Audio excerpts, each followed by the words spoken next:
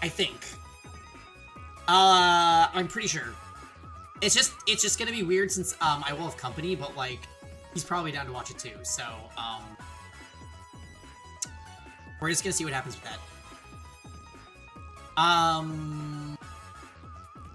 And I believe the Epic 7 World Cup is also tomorrow night.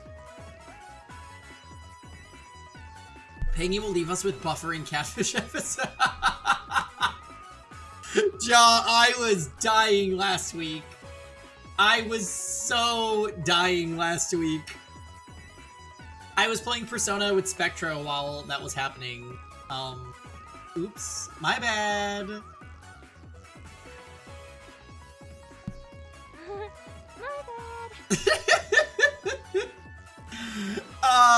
I was also dying, but physically, yeah, it, my apologies. Did everyone have a good Thursday? Hi, Tenkai. Happy Thursday. We're doing a visual novel tonight. Normally it would be Ayudin, but, oh, Thomas! Thank you for the 18 months and the Prime sub on this account. I know you had one that was like a year other than this. Girls, are we going to Pokemon Worlds in Anaheim? We have a good Unite team that can take home the trophy. Wait. Pokemon Worlds is in Anaheim next year?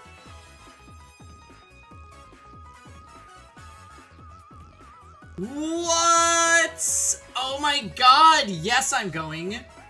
That's awesome, what the hell? Wait, am I gonna need to become a Pokemon Worlds player? Is it time to re-pick up the games again? E-tier, get the raids. That's so cool. Yeah, I would definitely go to Pokemon Worlds if it was in Anaheim. Absolutely. Oh, I'm doing Expos in E7 for some reason.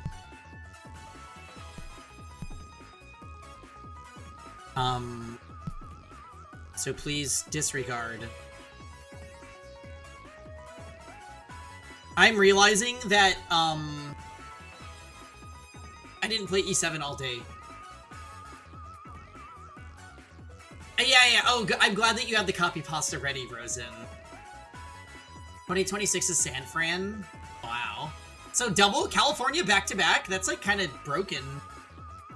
I bet people are mad about that. Hawaii would have been so fun this year. I've still never been to Hawaii. Rosen, are we excited at the prospect of possibly beating Fata Morgana tonight? Do you think we can do it? I'm trying to remember where we left off. No. No?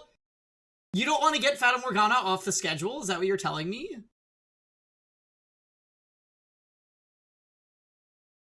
Oh, there it is. I'm getting it ready, okay?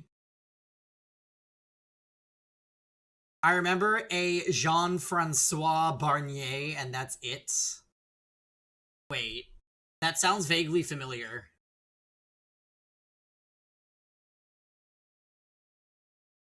That was the name of the dude that's keeping Morgana locked up, right?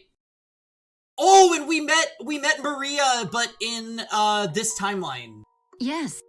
Yes, we saw Maria, who is still icon, queen, legend. Yes, okay.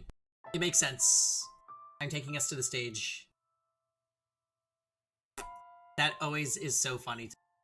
Let me get rid of Elgato Chan, since it's taking up all this space.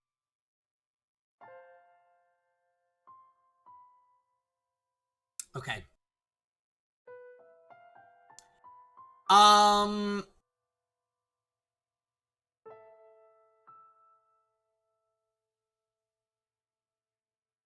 So, Nelly and Mel are on the side of Michael and Giselle. We are now bonding with the sister like the nun, what were they calling her? She's Pauline, but like in this timeline. Time to ruin more of Michael's relationships and slash like build them up. So basically, the men that we need the 2 remaining keys from are not agreeable like Mel was, so we're gonna use the women in their lives to get the keys from them. And those women are Pauline, who's the Saintess, and Maria, who I'm pretty sure is just Maria. But this one's like a Lady of the Night. Good evening, Sionis. Happy Thursday, how are you? It is a visual novel Thursday. Isn't that rare? I don't think I'm gonna have time to stream this weekend, so I wanted to make sure that we got in a sesh tonight. So, let's see how much work we can get in. Maria, the Jade Rook. No. That's gonna set off Rosen, first of all. Second of all, isn't the Jade Rook Rufus? Rufus is iconic. We love a side ponytail. Yes.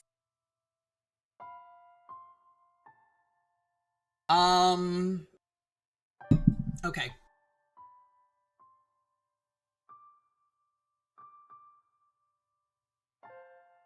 I did not love his side ponytail. Well, it works for him, though. It suits him. You know what I mean?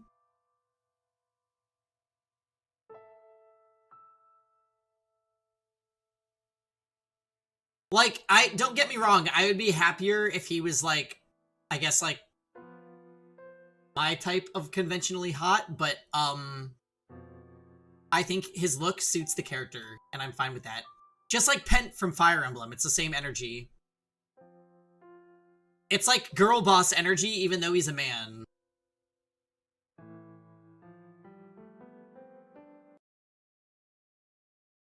So, is this... I'm pretty sure we have the decision to walk home with Maria or not, right?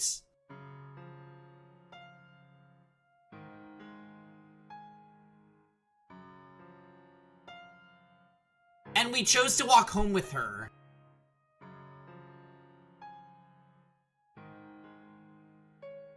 Alright, this should do. The back streets aren't particularly welcoming to new faces popping up and wandering around after dark. Maria's shirt must have been left in the other door. Oh, absolutely, yes. She full on, like, she lives in a brothel. She is a prostitute.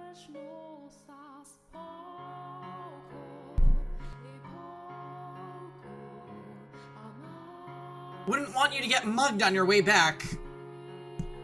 I don't need that on my conscience right now. Alright. Out of curiosity, is the brothel you work at now the same one that was attacked 4 years ago? Nah, different place. Oh, that's right, that's right, that's right. So, yes. This is the best character in the game. She was the super iconic maid in the third door, but in... Okay, how do I summarize this? The first 3 doors were 3 separate stories about fucked up things happening to people that were involved in the mansion. We later found out that the witch that cursed the mansion fucking hated all of these people because of the time that she was alive. All the people that were cursed were involved in her downfall somehow. So those people got cursed to get reincarnated and have horrible lives in the mansion. So that's what the first couple of doors of the game were. In that little snapshot that we saw was Maria's door with the Lord Jacopo, and their story was my absolute favorite. Probably the high point of this game for me. And now we are revisiting the time when the witch was alive, and we're trying to save her. And the way we're going to save her is by getting through to the people that tormented her or had something to do with her misery and making them not do that, so she doesn't have to die. That is my summarization of the game, and I left out a lot of details, but that's like pretty much what's happening right now. Ooh.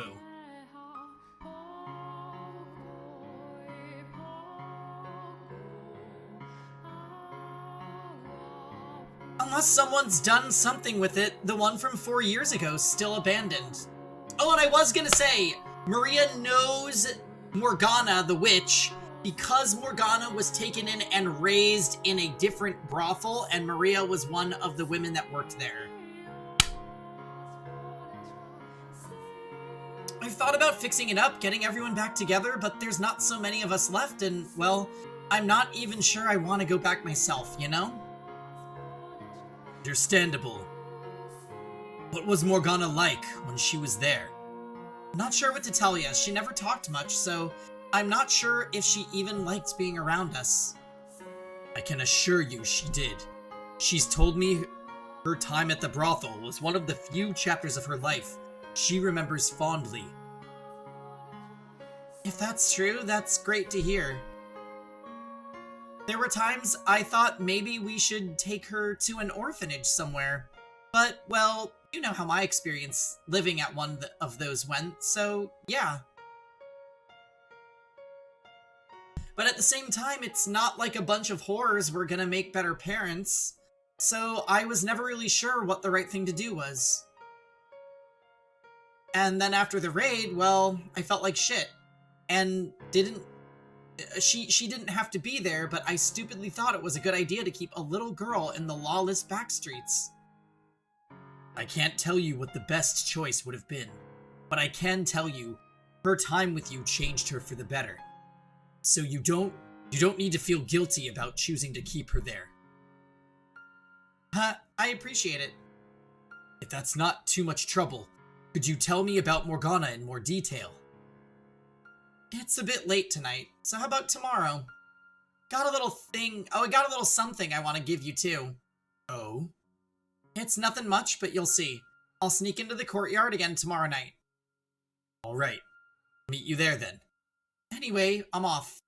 Actually, one last thing before I go. Take this. What? A knife? To protect yourself. You sure don't look like you're carrying anything. I'm not, but if I take this, then you... I'll be fine, I've got 2. You have... Collecting pointy things is one of my hobbies. Ah! That doesn't sound like the safest hobby. Anything with a nice, sharp tip sends shivers down my spine.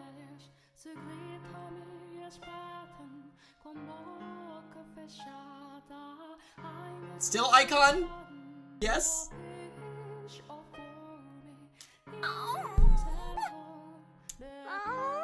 It's just like a dream. Makes my heart skip a beat. I'm not sure those are appropriate feelings to have about blades. This reminds me of the time Jacopo gave Maria a cartridge. She got pretty excited about that too. I can understand taking an interest in weaponry, but hers seems somewhat excessive. Dangerously so. We should introduce this Maria to door 1, Nelly. Do we not like this door's Nelly, Rosen? Anyway, I don't see why you shouldn't take it.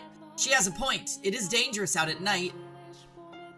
Absolutely I'd honestly not. rather not be carrying a knife at all. What? Why not? They scare you. I'll be fine. It's only for self-defense, not hurting other people. Really, you don't have to worry about me.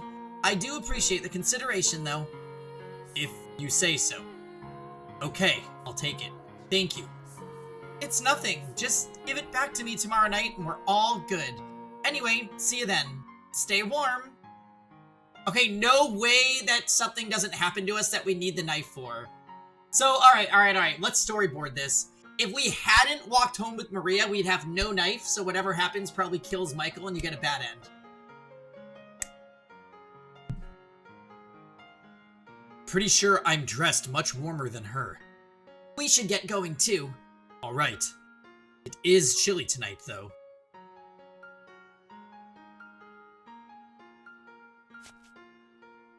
It true? Did you hear that? I thought I heard a voice.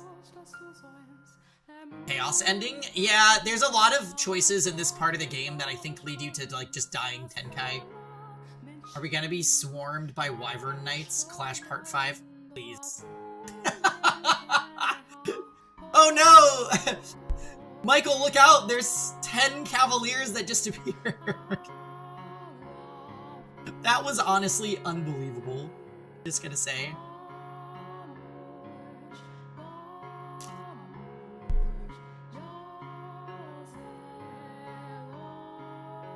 I did. It came from the bushes over there. I'm going to see if I can get a little closer.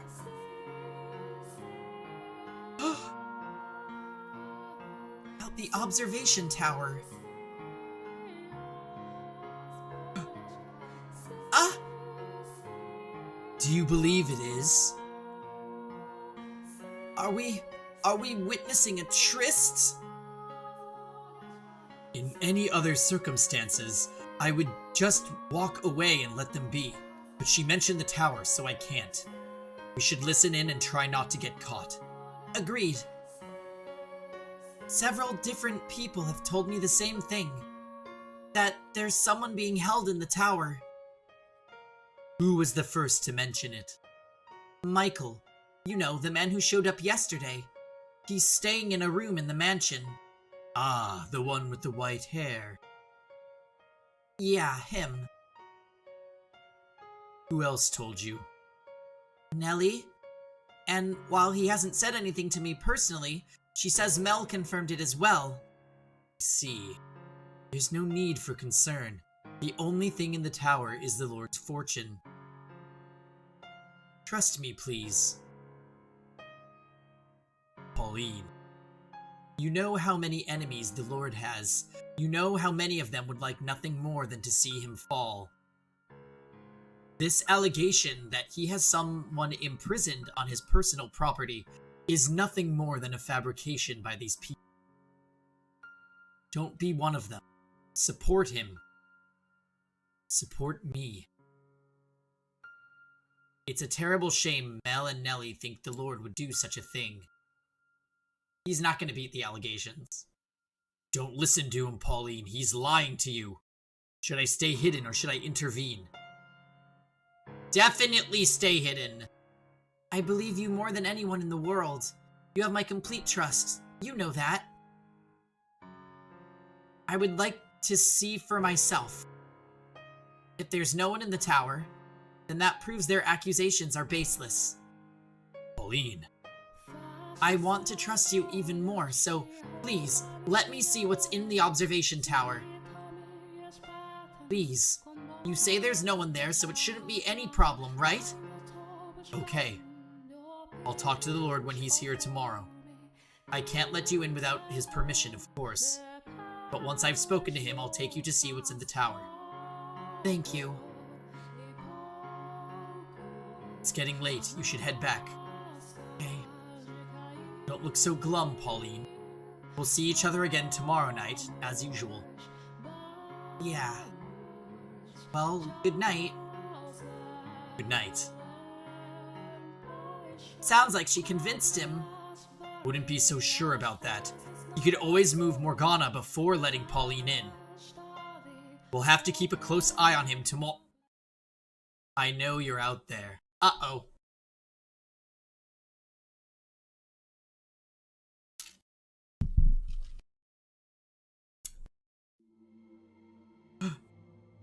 What? Show yourself.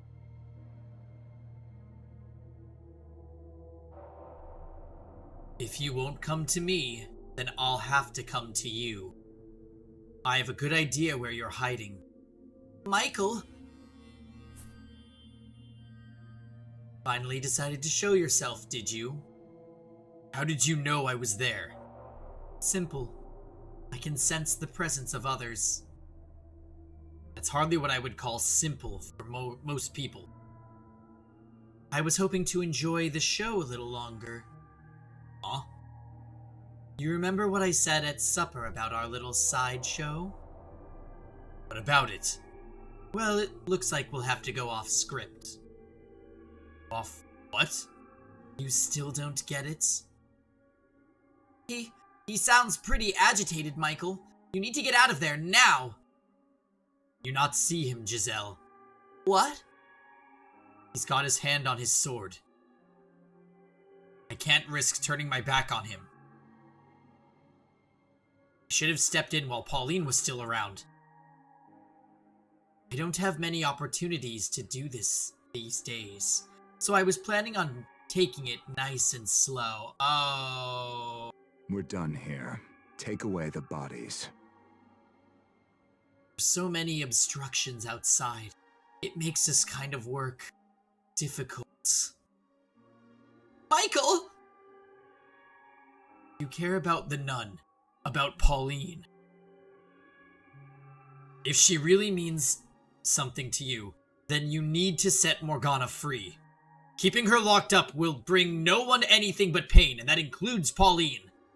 And why should I care? Oh, that face is not... Michael! Ugh. I feel something resembling a gale, and the next thing I know, the man's inches away from me, swinging his sword down. Knife! Miraculously, I managed to get the blade out just in time, catching his sword mid-descent with a sharp clang. For a brief moment, a look of perplexity crosses his face. Now's my chance to run. Ah! Michael! How?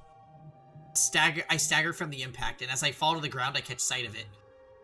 The curved blade sticking out of my chest.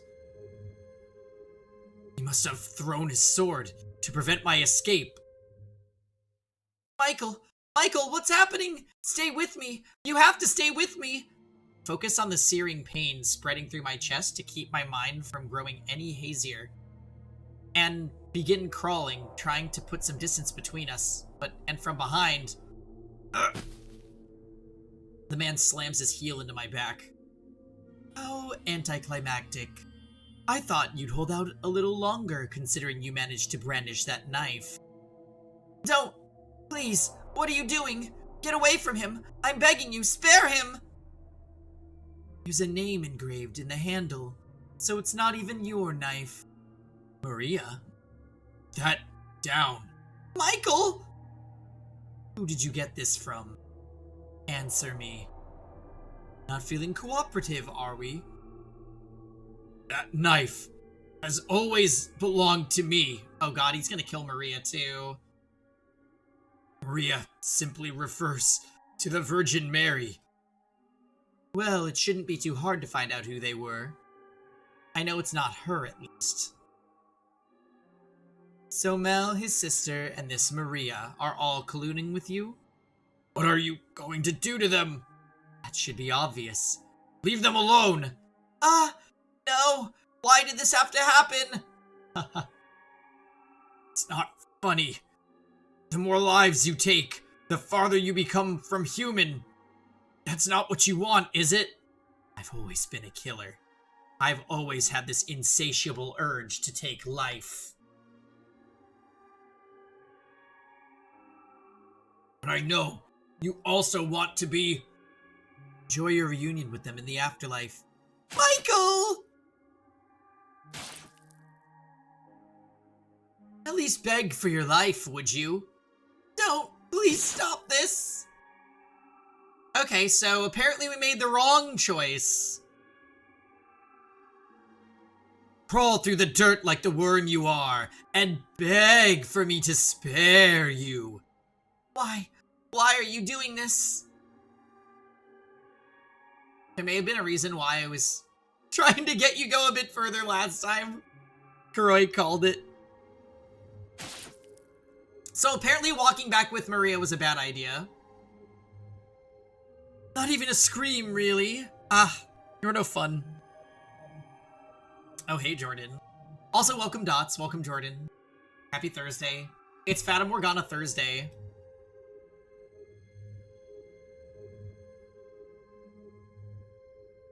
The man's deranged cackling and Giselle's desperate screams begin to fade into the distance. I've long since lost any sort of idea about the condition of my body. In my attempts to save Giselle and Morgana, I managed to not only fail that, but endanger everyone who was kind enough to help me. What have I accomplished? Anything at all?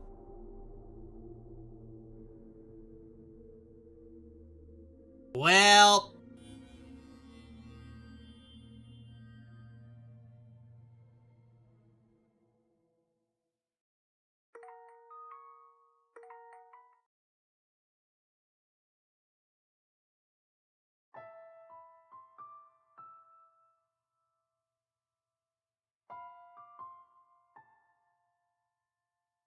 So that is kind of the Tausen Tata Torgana Thursday. I believe we saved...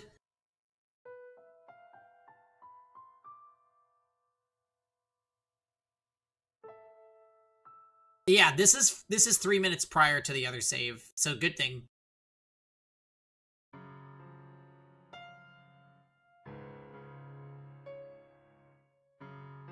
Don't worry, this is my home turf, and besides, if someone did attack, I'm pretty sure I could outrun them and overpower...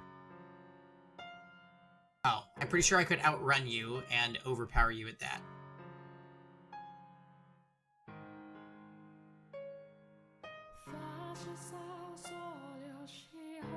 I'm honestly not sure how it works if your only save is after a bad end. Could you imagine it's like, well, guess you gotta play through the whole game again. Alright, so if you're certain, very well. I appreciate the thought. See ya. Ah, hold on a second. Something else you need? I would like to... Okay. So wait. This is the same convo we just had after we walked her back.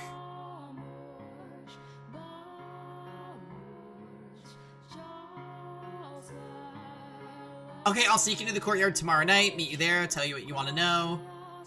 No reason, just need a little time to sort things through. See you tomorrow night, stay warm. Not even a chance to get another word in. Also, I feel like I'm dressed much warmer than her. Tomorrow night, that doesn't leave us with much time. Giselle. Giselle. What? Oh, hello, what is it? You've been so quiet, I was getting concerned. It's good to know you're still there. Speaking of VNs, I bought Emio, and I've heard really good things about it. Yeah, I've heard good things about it, as well. I think you posted that thing in my Discord, right? Yeah, it's definitely...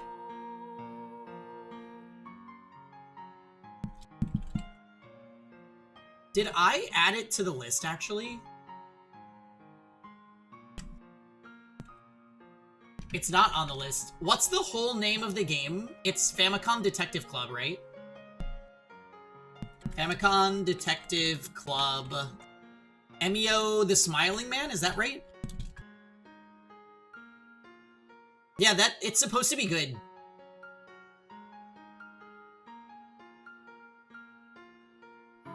Yeah, we'll leave it. We'll leave it, on the list. Entry number 206. I'm dying.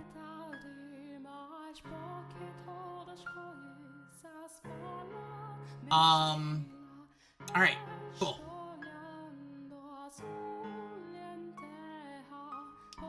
I guess I sort of dozed off for a bit. I'm fine, though. No need to worry. Are you sure? That's a pizza? Oh, hello. Happy Thursday. It's technically my Friday. So, we are celebrating with a little coffee and some visual novel. 4-day weekend! I took a power nap before stream today, too, so I feel like I'll be able to stay up a bit late. I slept for 8. I passed out for an hour, after I got home from work. 3-day, 4-day for me. Are you sure? You forgot to take the day off? Well, yeah, because you're running low on time off, right? Because you spent so much of it? On the other Fridays before long weekends?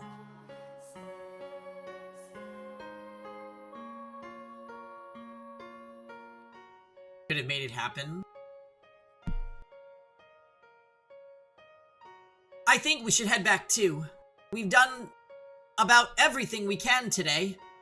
You're right. Running into Maria was a great stroke of luck. Thanks to her, we now have the confirmation that the nun is indeed Pauline. And we've potentially convinced Pauline to try and talk to the swordsman. Depending on how things pan out tomorrow, we could be getting very close to accomplishing our goal. I'm sure it'll be smooth sailing, just like with Mel. I certainly hope so.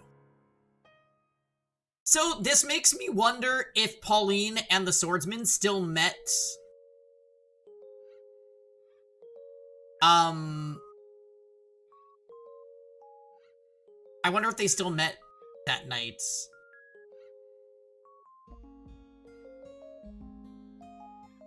So before you go to sleep, do you want to talk for a bit? Of course. In fact, I was about to ask you the same thing. That's what you say, but on the inside, you actually enjoy being surrounded by girls more than talking to me, don't you? You seem to enjoy teasing me. Ha! I'm just kidding. Truthfully, I don't think I've ever wished you were there to save me more than then. I've never been comfortable in such spirited environments. Put 3 women in a room and it'll get like that, yeah. It can get overstimulating. I could not have been more out of my element. I don't know, you seem to fit in pretty well to me. Think so.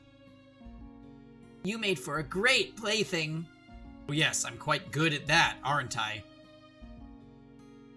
I will say, there was one thing about the whole affair that surprised me. Sweetie, love, darling. Oh, hello, Ifrit. Welcome. It's Fata Morgana Friday on a Thursday.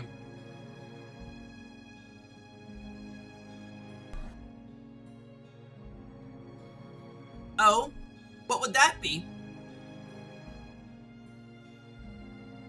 I did not expect I would be able to have such a normal social interaction, and not because I'm awkward or a poor conversationalist. For most of my life, I was cursed, irregular, and you were the only one who didn't treat me like that. That came to be what I saw as normal. And as such, being able to participate in a social gathering like that is a very exotic sensation. It almost feels like it shouldn't be possible. You are normal, Michael. An ordinary man. This right here, this is what I wish I always had in my life. And for me to finally attain it in death. Although I suppose lamenting the details would make me ungrateful. I'm glad to have had the experience, though. I'm glad to hear it. So, I know I've been talking about how much I want to save Morgana, and that hasn't changed. Neither has my desire to change everyone's future. But if you want to leave this place, to go somewhere far away and have a life of your own, you have my full support. You've got everything you ever wanted. You have the right to choose to stay here and live in this time. I wouldn't dream of it. I am not going to leave you trapped in that darkness. I will not make the same mistake twice. Regardless, there's no point in me choosing a life without you there as well, in the flesh. Okay then. Well, I'll be here waiting. Hopefully not for long. I really think Morgana and I have a great deal in common. What? One, the daughter of God. One, a demon child. We were both forced into inhuman roles, living lives of solitude, constantly having things we cared about taken away from us, including ultimately our lives. The big difference between me and her is that I had you. If you hadn't been there at the end of my mortal life, perhaps I too would have grown to despise those who had put me through such misery, cursed their very souls. She had no one, though. Not a single person to be there for her in her final days. From what she told us, though, her life wasn't all sorrow and misery. She did eventually come to find happiness in her time at the brothel. In fact, she's even said that was where she learned to experience joy. While I know there were a number of girls there, if Maria was one of them she was particularly close with, perhaps her being here could have a positive effect on Morgana. We'll have to see what she says tomorrow night. That we will. Then our time limit is noon the next day. So we'll need to have everything necessary figured out by then. Everything it will take for her to have a change of heart. I'm not worried one bit. I have complete confidence in you, Michael. I am somewhat worried. What's there to worry about? Here, I'll shout, "You can do it" 100 times. Hotel checkout is at 10.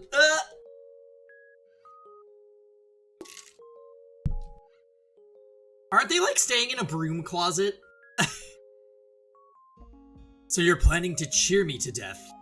I just want every last bit of you to know I'm rooting for you. I assure you, you've made that abundantly clear. Hey, there was something I wanted to tell you, if that's alright. Yes. When I learned about your past and about your body, it came as a big shock to me. That said, I'm confident you know that my feelings for you haven't changed one bit. It's a dingy spare room, you're right. I do. But what I want you to know is that even if I had found out back then, instead of after having waited hundreds of years for you to return, my feelings still would not have changed. If you had told me while we were alive, I would still have accepted you. Now, of course, I know it's not something you could have come out so easily with. Especially considering everything you went through because of it. We only lived together for a little over a year, and we were only partners for a month. So I understand how difficult it would have been to think I wouldn't push you away. But I'm not so sure you grasped just how much I loved you even then. My wounds ran deeper than even I knew, and them fully healing was simply not possible. Anyone else's touch, anyone else's warmth, my heart and body would have rejected. I sincerely wish I had expressed that to you more clearly. That it had to be you, that I needed you.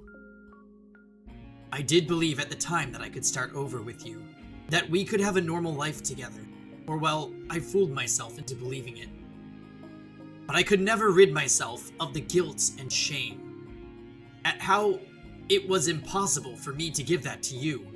I would imagine our future together, you smiling with our children in your arms, playing with them, scolding them, teaching them, and then I would remember I am incapable of giving you those children, or even engaging in the prerequisite acts. And the more I wished for your happiness, the tighter that guilt constricted me. I do apologize for not saying anything. You carried far more weight than any one person should ever have to carry alone. But you don't have to do that anymore. For one, I'll support you no matter what. And in this time, you're normal to everyone, not only me. You have allies. You don't have to take everything on yourself anymore. I love you, Michael. I do. I absolutely adore you. Well, where is this coming from? I wanted to say it, so I did. Is that a problem? No problem. You're blushing, aren't you? Your cheeks are red as tomatoes. Yeah, Rosen hates the sappy moments between Michael and Giselle. It's not, you know what? These characters deserve to have some level of happiness because they were so fucking miserable forever. This makes me happy. I wish I could see you now. Going to open the No. window. Why? It's night. It's going to be cold. Exactly, I need to cool down. Haha.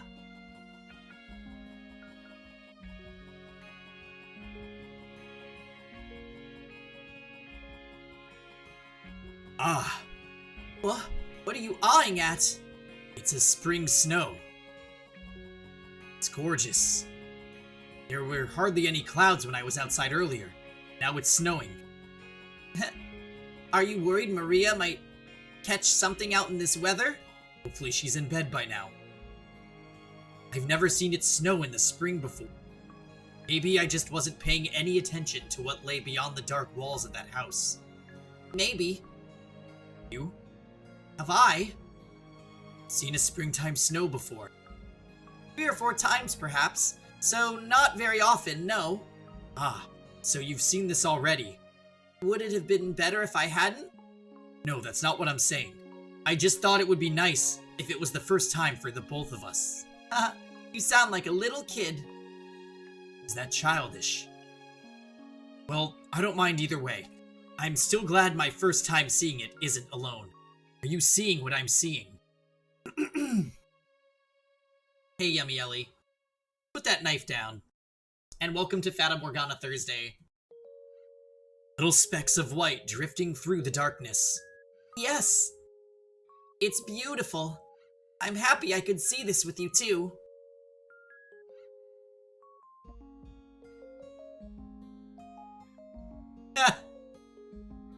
You don't want the wind to cool you off so much now.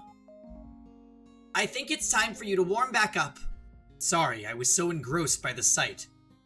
Maybe it'll stick and you can see it again tomorrow. The grounds would be quite lovely covered in snow, but for now you should get some sleep, I suppose. You already passed out once today. You need to make sure you're well rested. Hard to argue with that. I'll be counting on your help again tomorrow. Our success or failure depends on how tomorrow goes. That it does. Let's make it count. Good night, Giselle. Good night, Michael. Why did she make that face?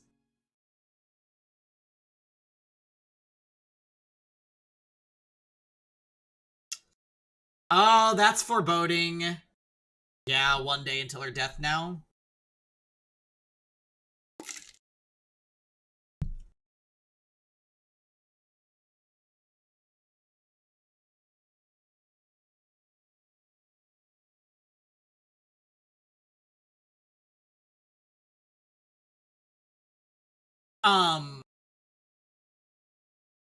I'll go to the next scene with music, but I do need to go switch my laundry. Ugh. Huh?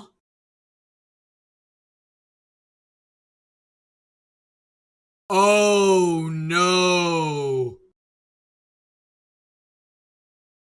Oh, you know where we are. Do you guys recognize this background? This is the basement.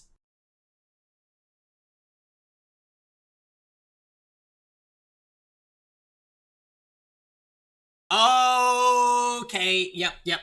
All right. Stress break. I'm gonna just go and move my laundry into the dryer. This is bad. This means the swordsman met with the saintess, and she spilled the beans.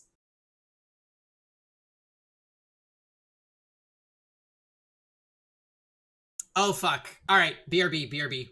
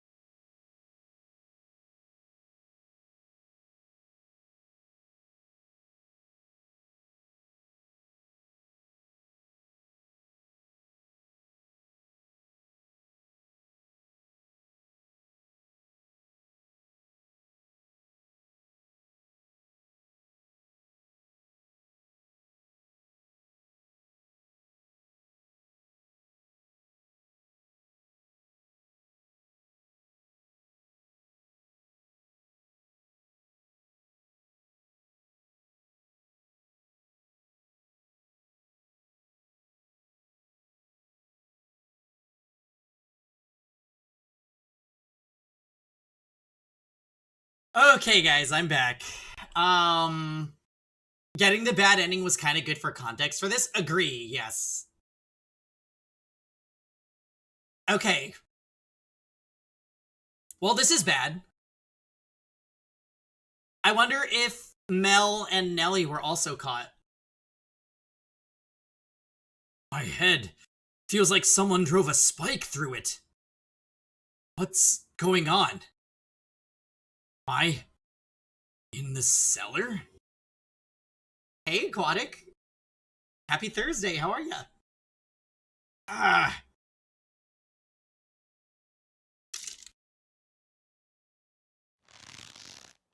What? My hands are tied behind my back. Hangy is the bomb? Boom! Why, thank you. How's your day going, Aquatic? What am I doing down here? Ugh. Wait. Giselle. Giselle! Say something, Giselle!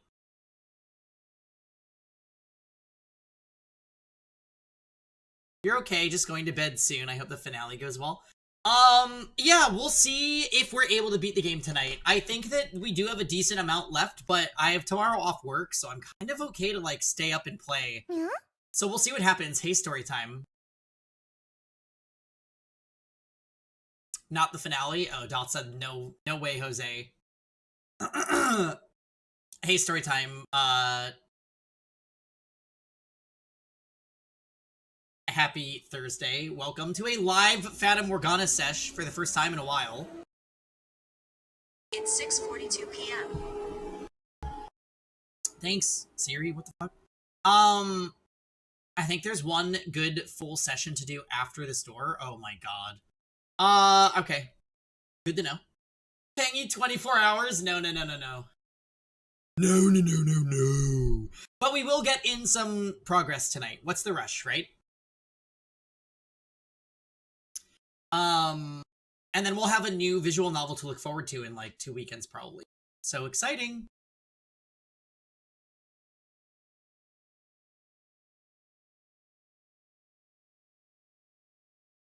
Unable to make any sort of sense out of my circumstances, it's not long after I regain consciousness that panic begins to sink in. And the most unsettling thing of all, the most frightening detail, is the fact that I can't hear her voice.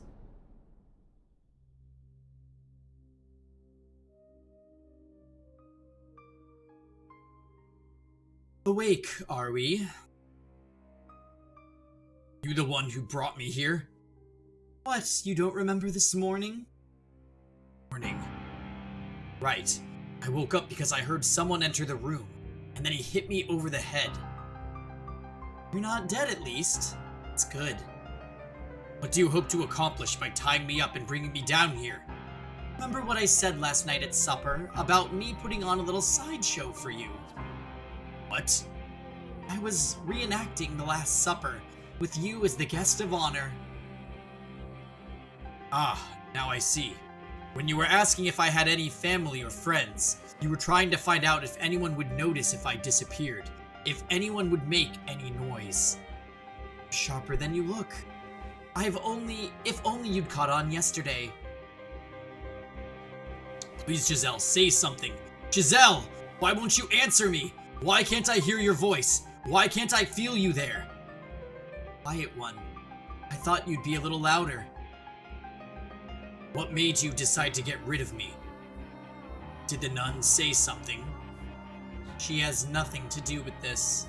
I have permission from the Lord to act at my own discretion.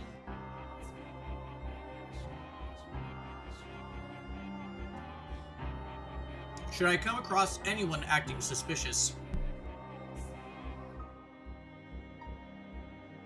This doesn't seem in the least bit wrong to you. I wouldn't say that. You're an acquaintance's friend. You made a long trip to come see him, and I have you tied up in the cellar. It's not what I would consider right, no. But seeing as you're good enough friends with him to let you stay here, I assume he's also spilled everything. He never had what it took, that boy. If I were to guess, it got to be too much for him to handle, so he went to a friend, to you. Leave him out of this. See. So how much did he tell you? If you come clean, I might even let you go. Get rid of him. Have you take his place. I said leave him out of this! So you're determined not to talk, are you? What a loyal friend. Listen to me! Listen? Oh, I'm listening. Because you have a lot of talking to do. I don't have many chances to let loose. So I'll be taking as much time as I can get today. He says in an eerily flat tone of voice as he draws nearer, pausing between each step as if to taunt me. That's a good villain face, he's so fucking creepy. And when he reaches me, struggling to get off the ground, he slams his heel into my shoulder. Not being able to use your hands makes you appreciate how much easier it is to stand up when you can, doesn't it? Help! Someone please help! Don't waste your energy. No one ever comes back this far. And the door's so heavy, your screams would never make it out. And that's the least of your worries. The door to the cellar's been locked, and the only key is right here. There's no getting in. If you can run fast enough, you might have a chance of making it to the door and escaping. Want to test your luck? I doubt you can make it. He puts the full weight of his body into his heel, pressing down on my spine, turning my breaths into gasping sputters. I gather together all my strength, but even that isn't enough to overpower him. Now, you're going to tell me everything. What are you and the boys scheming? What's your endgame? Who else is in on it? Damn it! I don't have many options here. What can I even do in this situation? Tell me what I want to know, and maybe I'll let you live. There's no chance. I guess I have no choice but to tell him the truth. Alright, fine, I'll tell you everything. Just know that this isn't some attempt to beg for mercy. I came to the mansion in order to unlock the door to the observation tower and free Morgana. Mel was not the one who told me about her, though. I went to him and asked for assistance. He didn't have to tell me because I already knew. Both about her and what you're doing to her. Stealing her blood and making medicine from it. Who told you then? Morgana did. Morgana's soul told me everything. I am not from this time. I have lived in a time after death. Ugh. Wait, what if he's so crazy that this actually gets through to him? It takes me several moments to process what just happened. A fire runs up my arm from my little finger, only turning into pain when it finally reaches my brain. I twist my back to see that the man on top of me is holding my right hand. My fingers snapped backwards at the second joint. Ow. I'll ask you again. Who told you? Morgana did! She dies on the day of the Harvest Festival. Next up is your ring finger. And then your middle if you insist on keeping this up. Well, I'm telling you the truth. She bears so much hatred. She cast a curse on your souls. I've seen what happens in your next life. Now you're resorting to souls and next lives. I'm genuinely impressed. What lies are you going to cook up next, white-haired knave? I don't set Morgana free. Your souls will be enslaved for all eternity. Imprisoned in this cursed mansion. When the bell tolls noon, on the day of the Harvest Festival, you'll lose everything. All of you will. You cannot escape it unless you do something. And the nun, the reason you locked Morgana up in the first place, she won't be safe either. She'll be killed. Ugh. 2 fingers left. And you keep up the act that long? Everything I'm saying is the truth. I've seen it all with my own 2 eyes. Why are you so insistent on maintaining this farce? Is it to protect the boy, or do you have some other motive? Every last word is true.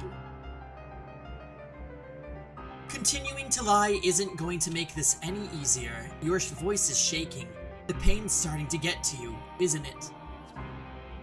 What you're doing to Morgana, it achieves nothing. You must release her and atone for your sins. Otherwise your soul, the souls of those you care about, will be doomed to suffering. See what this is now? You don't have the information I want, so all you can do is spin these lies. Thick-skulled bastard. There are other options, though. Beg me for mercy. Sob like a little child, sniveling your "please don't kill me" and "I don't want to die and it hurts so bad, please" stops. Grovel on the ground, you tiny pathetic man, and if you can entertain me, maybe I'll consider it. I will never shed another tear, and I will never beg for your damn mercy. Nothing I've said to you has been a lie, some cheap attempt to fool you into letting me go. Every word of it is true. I know the sins you've burdened your soul with. I know the fate that awaits you in your next life, and I will gladly tell you every detail. Ugh! You're down to just your thumb.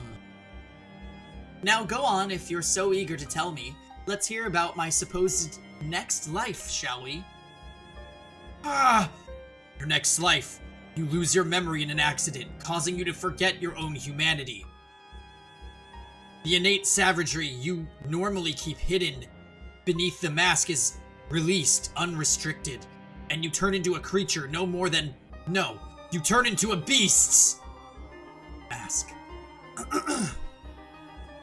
You murder countless people, including the woman you once called your lover. Lover. Hers is a name you know very well. Pauline, your tether. Tether. How do you know that word? Because I know everything. I know what you wanted.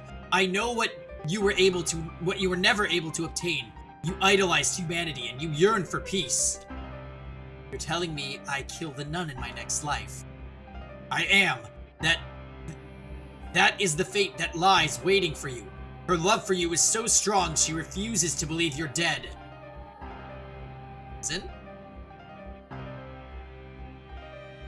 She leaves her seaside hometown in search of you, and she finds you. But you slaughter her. Did you say she lived in a city on the sea? In addition to her, you also lose someone else. A woman who tried to give you the peace you so desired. Which eventually causes you to succumb entirely to instinct. Enough. Alright, fine. Now I know what you are. You're no mere seasoned liar. You're some kind of evil spirit that deceives humans. You're peering into my heart, tailoring your lies specifically to manipulate me. I am not! I swear I've seen everything that happens. Enough. But there's a chance you can change your fate. All you have to do is cease your involvement in Morgana's imprisonment. Set her free. Allay the hatred she bears for you. Okay, I'm just gonna say, I think it's a little late for that because he already cut off her arm. I'm sorry, but if anyone ever cuts off my arm, I will literally hate them forever and curse them.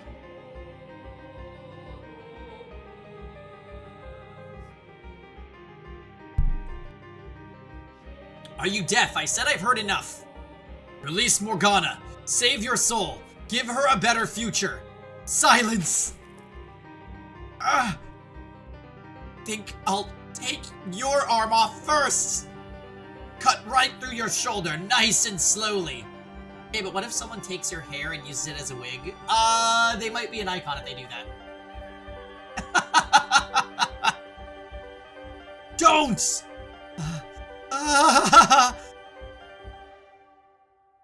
It'll still be attached for a while yet, don't you worry. Hear that, spirit? That's the sound of your flesh ripping apart, the sound of your muscles being severed. Oh my god. Not much. Not gonna be doing much talking anymore, are you? Not through the pain, you aren't. Plead for your life, spirit! Beg for mercy! Going to sleep was a bad ending route too, probably. Wait. Beg for mercy. Burst through the wall as Cyborg Peggy and get revenge? Yes. Wait, going to sleep when?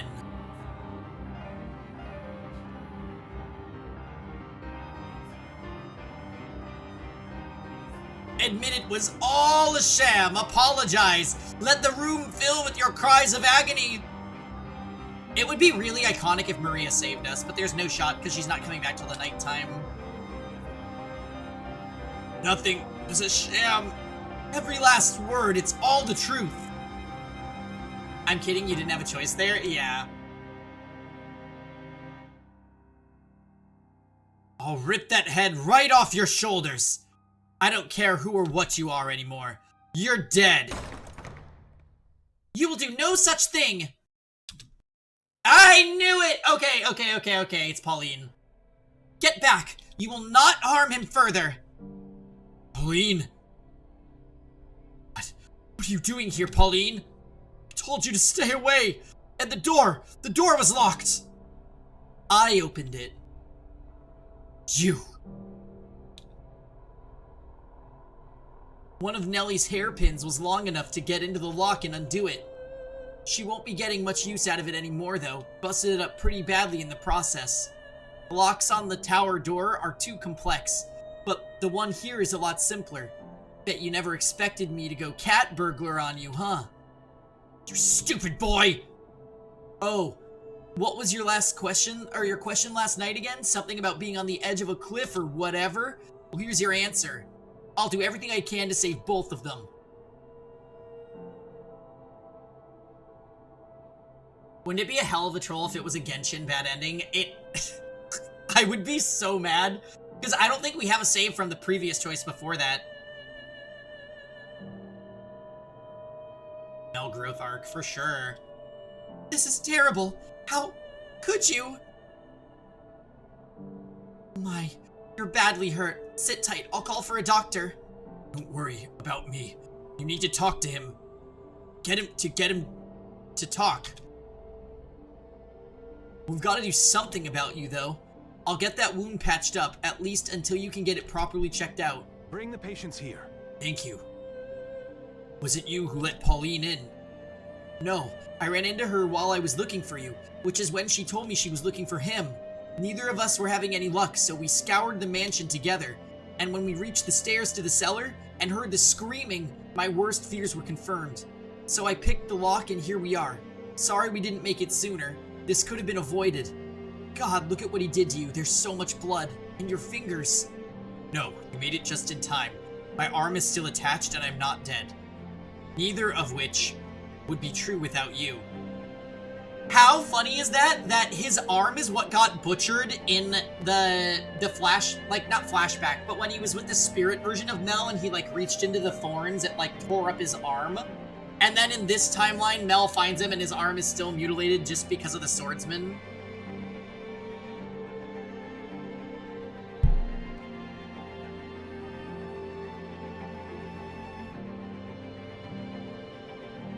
So I guess that means I actually did something good for once.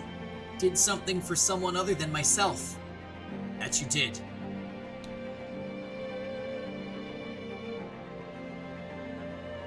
So everything Michael said is true. The Lord isn't storing his valuables in the tower. He's got a girl locked up there. Well, is it true or not? It's still the Lord's property either way. But that's not his voice. The church is being funded with her miracle blood, so that makes her valuable, yes. So you're saying I've been handing out human blood and telling people it was medicine? Not human. Witch. No, Morgana is a human girl. She still hasn't become a witch yet, at least not here. All this time, I've been lying to people who believe in me without even knowing what I was doing. You said, didn't know. You haven't done anything wrong. Ignorance does not excuse sin. All the time I spent with you, and I didn't notice anything wrong. That was the idea. You weren't supposed to notice anything. It's not your fault I deceived you. It's unreasonable to think you should have been able to. All that you did to help me, though, didn't you? Because stupid little girl, I assumed it was all out of the good of your heart. Never once stopping to think any deeper than that. about where it was all coming from. Maria was right. I was blind. I was content to be pleased about the people I thought I was helping. I want you to do something for me. I want you to set this girl, set Morgana free. Please, do not make your sins any greater than they already are. Without the witch's blood, we lose the Lord's patronage and then the church. What good is a church that isn't actually saving anyone?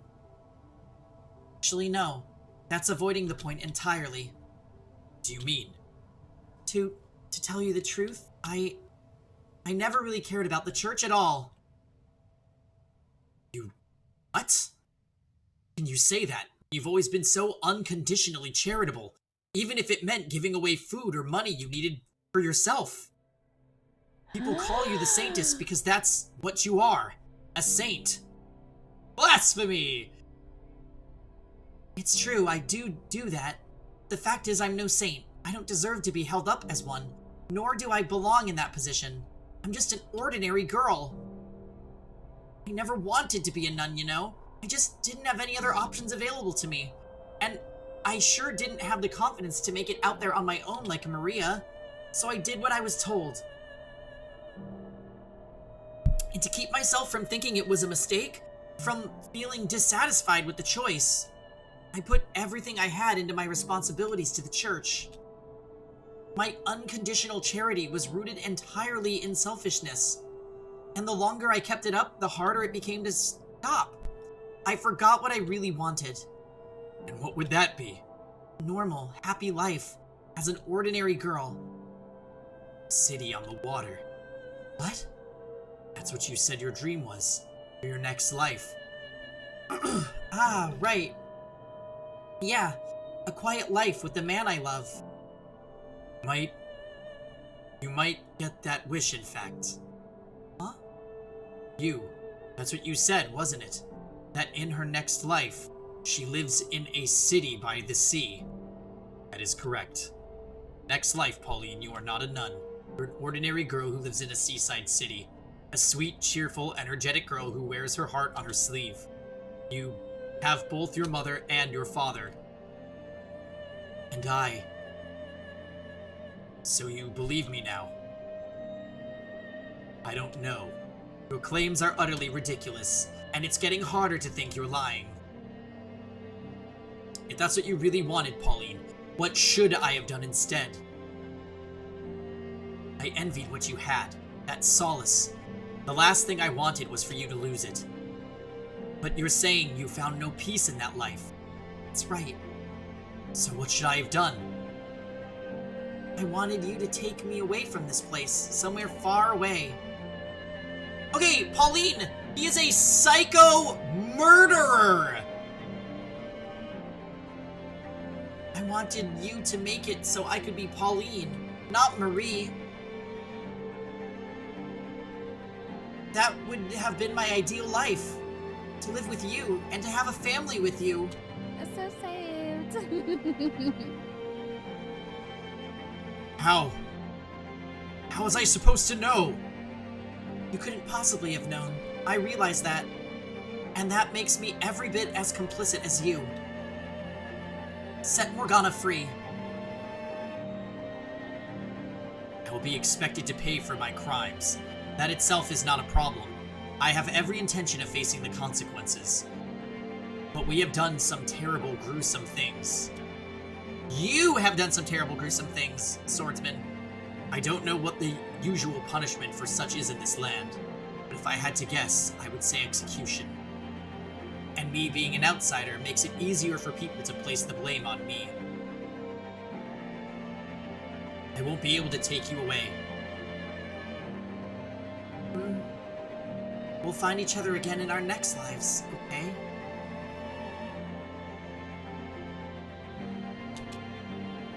Okay. This change of heart is seriously weird. As I'm sure you've heard, my involvement in this conspiracy ends here. Glad to hear it. You've decided to take action. Sorry about your fingers and arm. Sorry I was sadistically murdering you. Sorry, my bad. I guess I'll go turn myself in.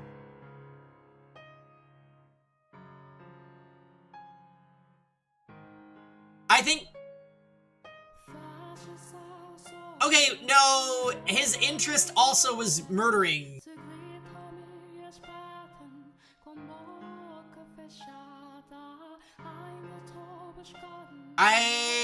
This is probably one of the few points in this game that I just think the writing is super weird.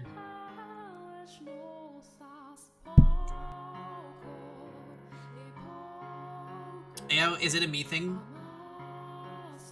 Am I being unnecessarily fussy? Pauline's words carry a lot of weight for him.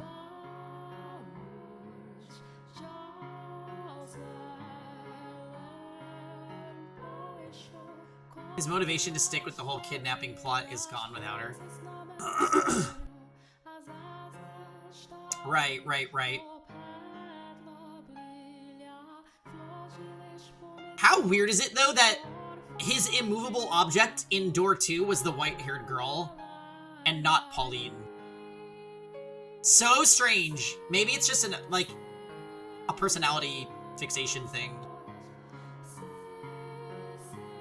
Still alive, that's what matters.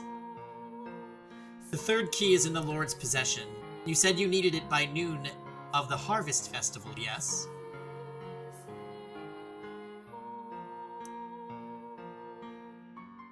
That's how Morgana cursed them. Oh yeah, into falling in love with her. Well... Michael? Do we even... Honestly, after all this time, we probably played this game for like 70, if not 80 hours, and like, do we even know for sure who the white-haired girl was? Like, they definitely resembled Michael, but were they Michael?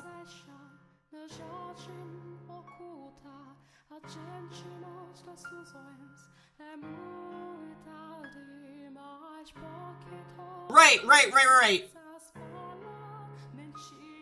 See, I was on board with that story time until we saw what Morgana looked like. I was expecting Morgana to have, like, to look like the white-haired girl, but she doesn't look like the white-haired girl at all. So, like, it's so weird that that's the form she took in all the doors.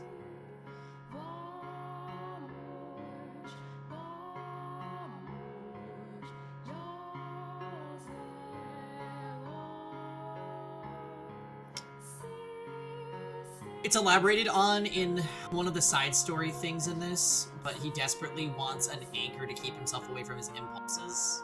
Right, okay. Yeah, this does, you know what, as I'm thinking about door 2,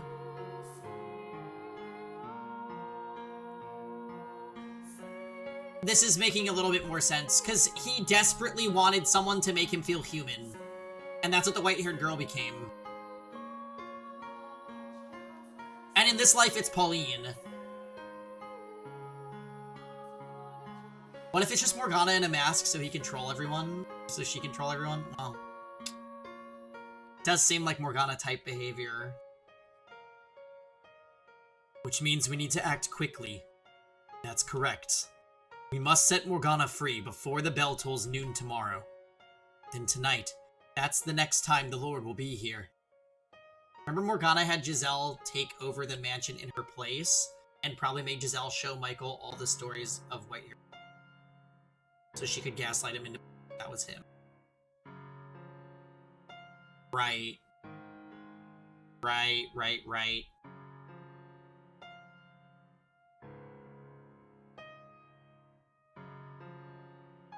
Tonight I'll kill him and take his key. Wait, no. We're not shedding any blood to get his key. Do you remember what I said a few minutes ago about not committing any further sins? He is not likely to hand the key without a fight, though. She's trying to make them suffer, so it makes sense to don a guise and be hands-on. Yeah, right. We need to convince him, not force his hand. Besides, simply opening the door is not enough. Why not? My goal here is to save Morgana's soul. In order to do that, I need to pacify at least some degree of the hatred she bears in it. A hatred rooted in her perception of you and the things you've done to her.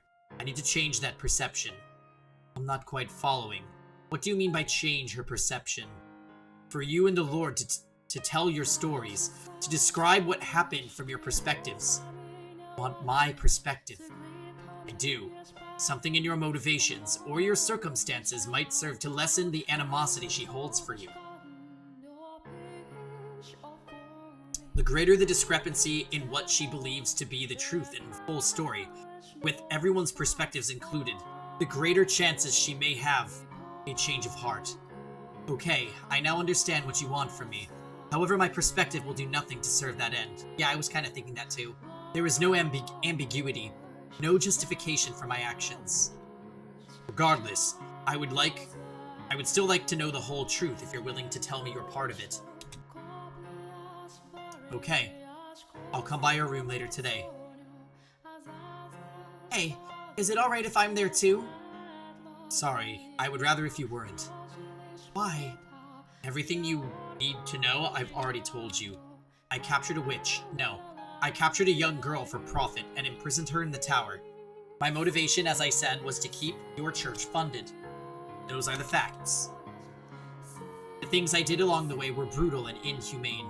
I hope you can understand why I wouldn't want the woman I love to hear any of that. I understand. Oh, Pauline, you're such a pushover. I'll see you again later in the day. Be waiting. Where the fuck is Giselle? I should get going too. You're going to need medication and something to get that arm dressed properly.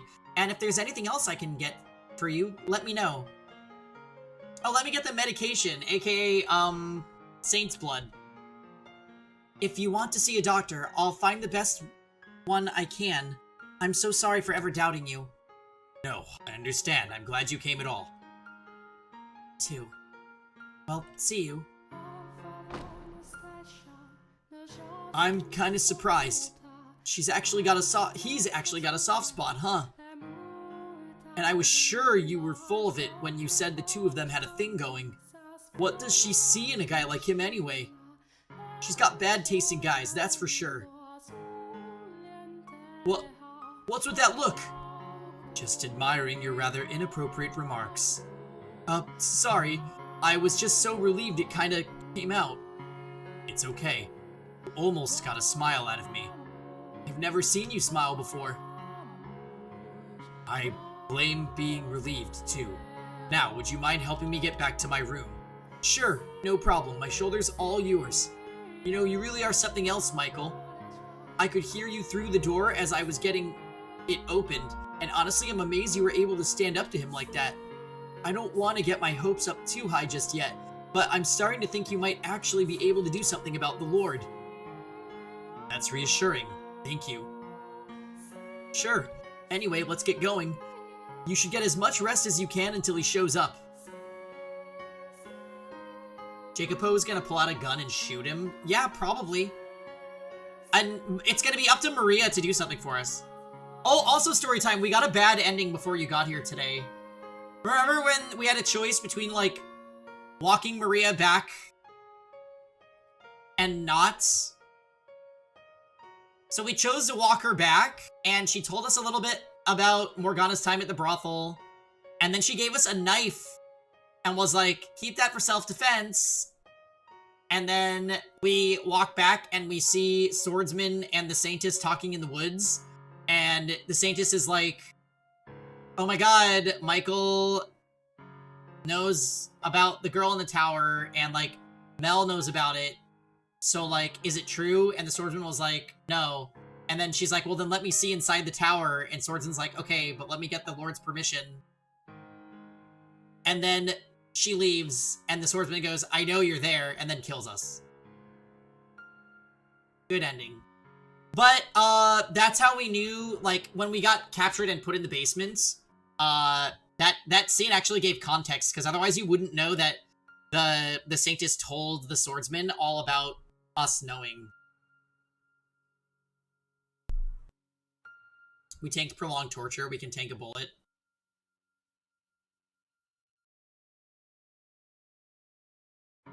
Well, I mean, you should be going to see a doctor with all these wounds.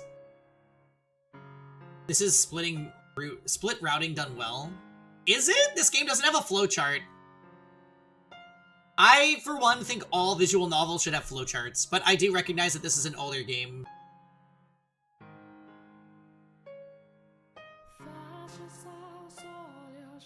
Speaking of VNs without flowcharts, storytime, you didn't watch the playthrough of Buried Stars, did you?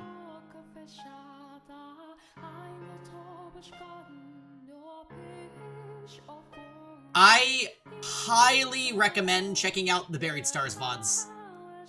If you ever have a slow time at work and you have literally nothing to listen to or do, go watch the Buried Stars VODs.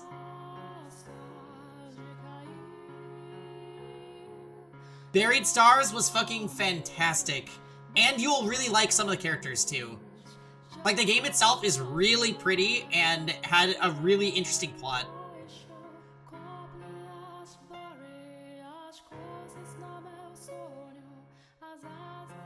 And what was the name of the one that you're gonna like? You're either gonna like Inha or, pretty one with anxiety. What was her name? I actually can't remember. I'll do that if Process of Elimination is a dud. Porque no los dos. Also, I won't be starting Process of Elimination probably for 2 or 3 weeks, so you have time. Buried Stars is also not terribly long, so...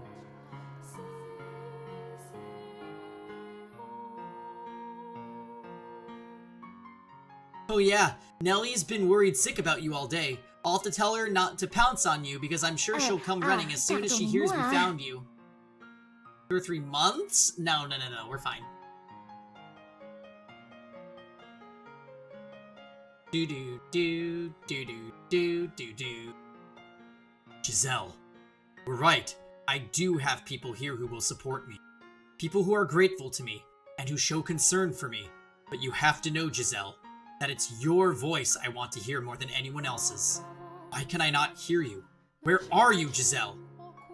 Giselle.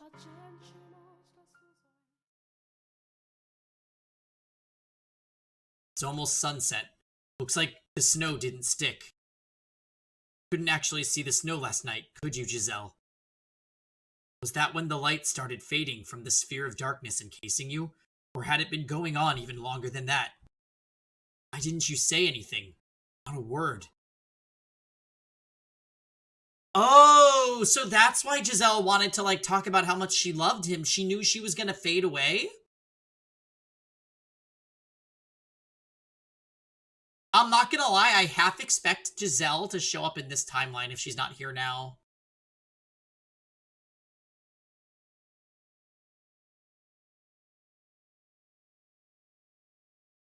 Don't believe you're gone for good. You're still out there somewhere. I know it. And I will come for you. I swear it. Just a moment. Here I am, as promised. I heard you were talking, so I didn't... Oh, so I thought there was someone with you. But you're alone. It's only me, yes. I see. As I told you earlier, my perspective on events will do nothing to change Morgana's mind. I would still like to hear what you have to say. All right. Not being from this land, I don't believe in the local god, nor do I think priests and preachers are any better than con artists. Where did that come from? What I'm trying to say is if I give a confessional, it won't be to another human. You're an angel. Again? The angel from the stained glass window. That's you, isn't it? Wait, how on earth did you come to that conclusion? I was thinking about it, about everything you said earlier, in the cellar. The fact that you knew about Morgana. The fact that you could see into my heart, and in particular, all of your talk about saving people's souls.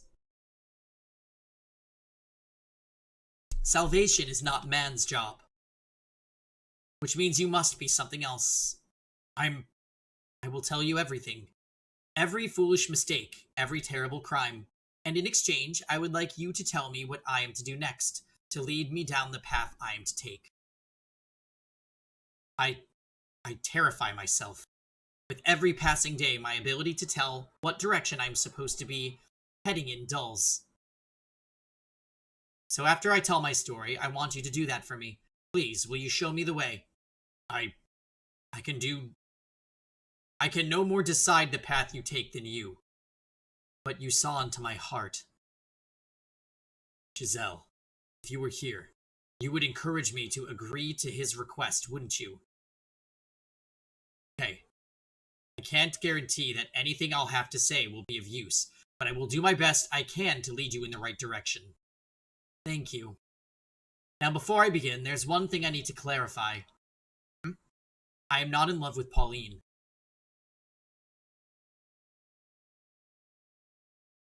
She does play an important role in my life, though. That much is true. She's your tether.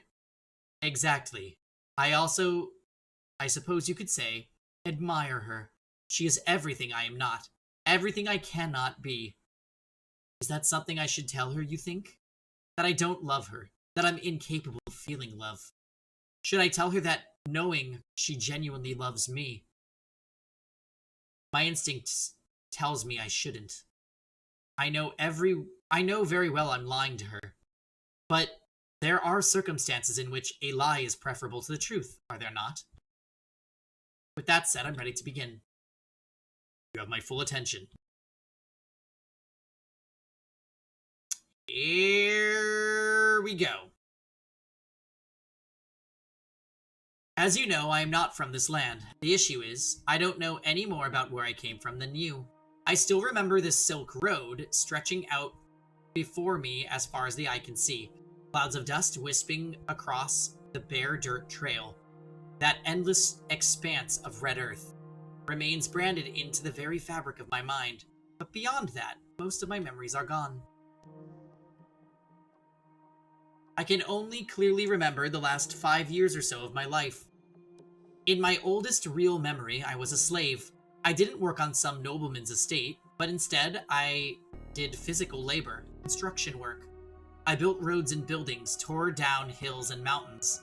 That's where it was decided someone built like I am would be the most use, I suppose. And while I doubt I need to tell you this, living conditions were miserable.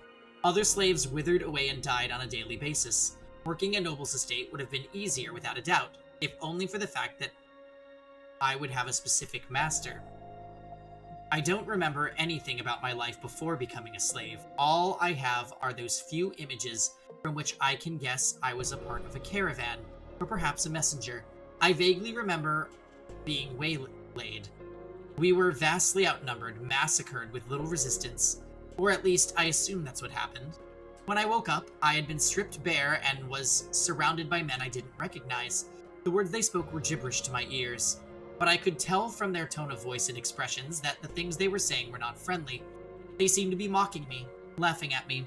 As you might expect, I attempted to protest, but evidently I had been beaten quite badly when I was unconscious.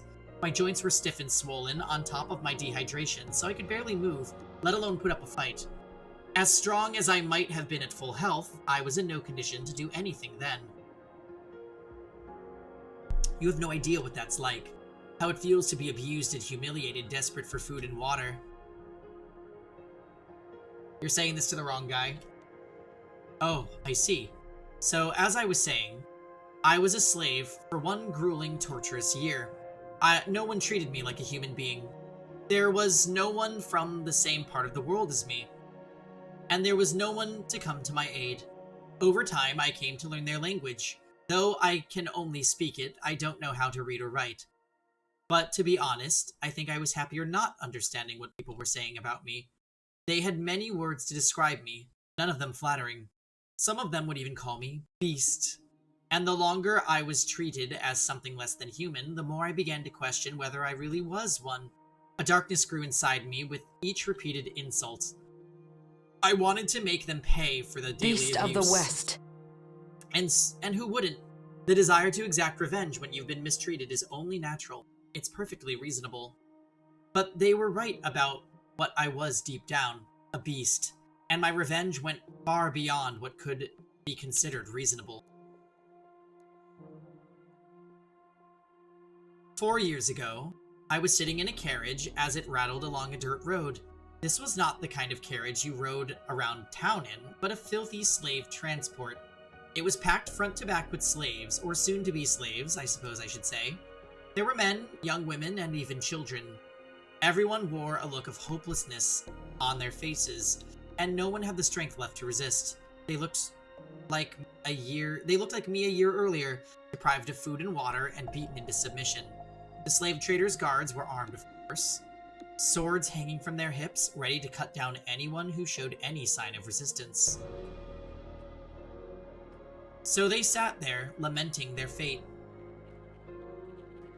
Sitting beside me was a young girl crying in silence, Morgana. Glancing over at her, I caught a glimpse of her face. Large chunks of skin seemed to have fallen off it. It was, suffice it to say, an unusual sight. But beyond that, I didn't think much of it.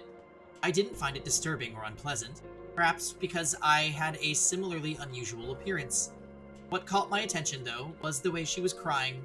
I'm not sure how to describe it, but it seemed different somehow from everyone else crying in the carriage. It was almost like her tears were not for herself. "Why are you crying?" At my question, the girl turned her head up to look at me. Surprise crossed her face for a brief few seconds, but that was only her reaction to my appearance. I assume her thought process was roughly the same as mine, so she felt no need to fear me. After a moment's hesitation, she said, "I'm sad because I didn't get a chance to show my gratitude to the people very dear to me." Her response perplexed me to no end. Why was she concerned about showing gratitude? Why was she not despairing of her own circumstances? Why was that the emotion that gripped her in that moment, not hatred for the slave trader or sorrow for herself? To this day, I still don't understand. But that wasn't the only thing I found curious. Her voice, despite being soft, cut through the crying wailing of the other slaves. I pictured it like a single patch of clear water in the swamp, untainted by its surroundings, gently undulating. One sentence was all she said, but there was something unbelievably calming about the sound of it. For a moment, I was filled with a sense of tranquility. And though you may not believe it, I wanted to get her out of that filthy carriage, to undo the shackles threatening to taint her. And so I took action, driven by that desire. This is no lie, I promise. No, don't kill me! Please, you can have all my money. You can go free if that's what you want. I'll apologize. Anything. Why are you laughing? Please spare me. I have a wife and children. Please.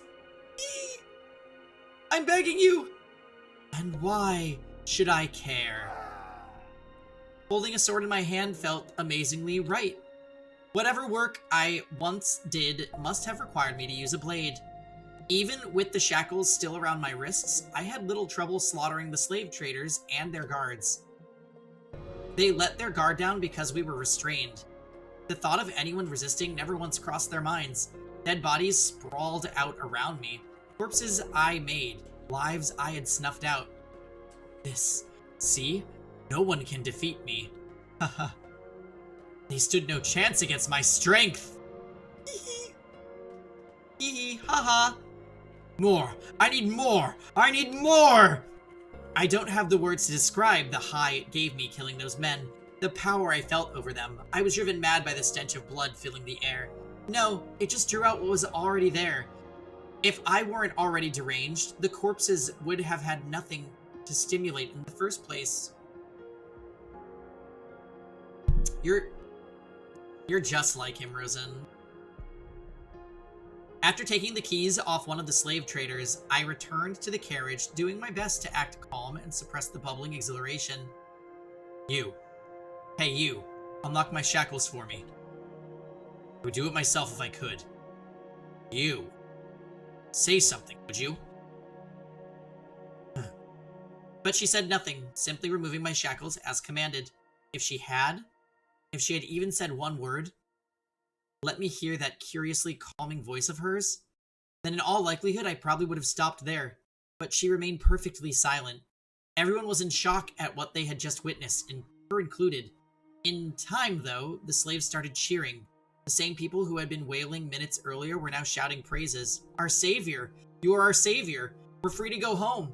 We can have our lives back! Undo our shackles, please! Beast. What? I'm not a savior. I'm not a man. I'm a beast. Isn't that right? I'm a beast, aren't I?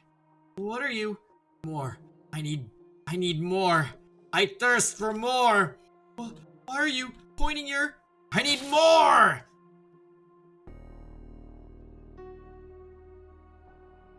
In that moment, the last of my reason dissolved. I went into a frenzy, slaughtering the helpless slaves I had never intended to kill. It was euphoric. Couldn't get enough. I reveled in it. Never before had I felt such utter ecstasy. Their cries for mercy as I ripped through them were delicious. The look of fear in their eyes, the way their faces twisted, the splatters of blood around their mouths open in screams, the despair that filled them. I didn't care anymore that they were just as much victims as me, that they had suffered the same abuse and humiliation. All of that was buried beneath the waves of bliss that ravished me. Everyone who asked to be spared, I skewered.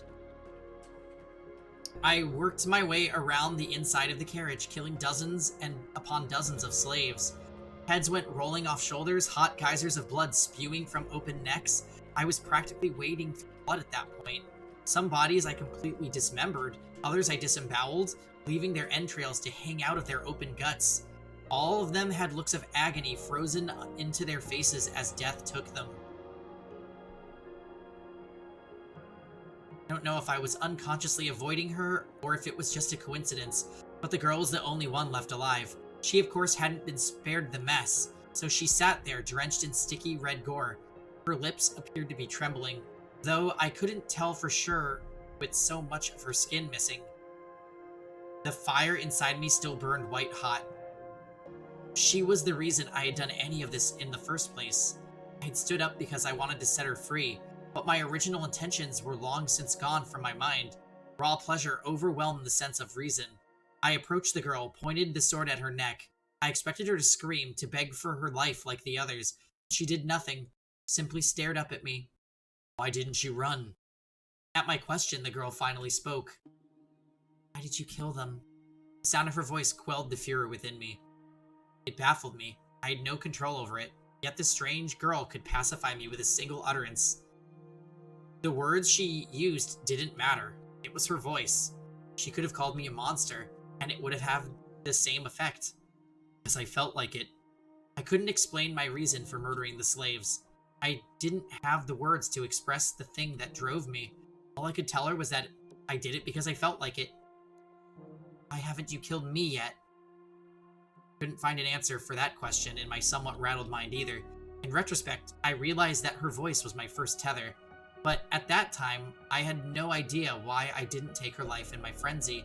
I had killed other children, other women, young, old, sad, miserable, it didn't matter. Nothing had so much as prickled my conscience. I don't know. I said, and then stepped off the carriage and walked away. Left with questions I couldn't answer. Was I really a beast? Was unleashing my innate savagery and reveling in the massacre of helpless people really what I wanted? I didn't know. After escaping from the slave traders, I became something of a bandit. I had no hope of anyone taking me in. Not only was I a murderer, I was a foreigner. Nor did I have any chance of finding decent work, so I lived by the sword, killing and plundering. The money I honestly didn't give a damn about. I had no desire to be wealthy. It was simply a matter of survival. That and quenching my thirst. I went on for about 3 years like that, until finally encountering something I couldn't defeat with my sword. No amount of muscle was enough to protect myself from disease. One day I woke up with chills, my vision blurry, barely able to move my own limbs. I set off for a nearby village, hoping to see a doctor, but my body didn't last that long. I collapsed on the side of the road, drained of my last strength. It was a moderately busy road at that, so I assume I had made it close to the city. Dozens of people passed by, silently pretending not to see anything. It didn't look like someone one a respectable person would want to involve themselves with in normal circumstances, so it was no surprise they weren't interested in this sick, filthy foreign man. Hell, I couldn't remember the last time I had bathed. It was hard to look at me, let alone get anywhere near me. This is where I'm going to die, I thought. It seemed like a suitable end to a mad, murderous monster's life, withering away on the side of the road beneath sneering passersby. The fact that I was still alive at all after 3 years of leeching off other people's lives was itself wrong. I didn't lament my impending demise. The nun's gonna save him. I accepted that such was the way of the world. But then, I glanced up to see a woman in a nun's habit looking down on me. Are you alright? You sick? I'm going to check your temperature, okay? Wow, you're burning up. You shouldn't be out here in this condition. Do you not have anywhere to go? Don't worry about it. I've got you covered. There's a church not too far from here. Hang in there just a little longer and you'll be fine. And what is your god going to do for me? He helps people in need. It's not very big, but we've always got room for people who need it. You can rest up in one of the open beds, and I should be able to get you a little something to eat. I promise it'll be better than staying out here at any rate. Can you stand? Not a problem. We can do this together. Put your arm around my shoulders. The church isn't that far. We can do it. You are going to carry me? Yep. It'll be fine. We'll make it, one way or another.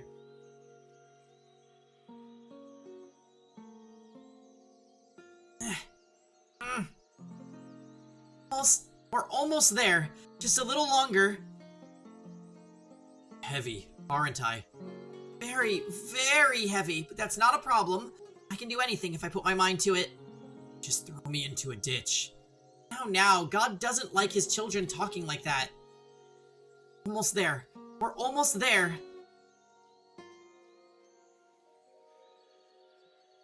So, how are you feeling? Better, I hope? Hi! Hey, Diamond. Happy Thursday. Just having a little Fata Morgana sesh. I've left some applesauce on the bedstand if you're feeling up to eating anything. And you're welcome to stay here as long as you need to. Did you help me? Because that's what people do. They help each other. It's not what most people do. I like to think it is. Church people are exceptions. I'm not sure I agree with that. This woman is only showing me compassion because she doesn't know what I am. She wouldn't be so friendly if she knew I was a madman and a murderer. If there's anything else you want, let me know. I can't make you any fancy dinners, but if it's anything I can get, I will. Would you tell me your name? I'm Marie. Marie. After, who was it? Virgin. Backlog. Wait a minute. Are you looking for the list, Diamond?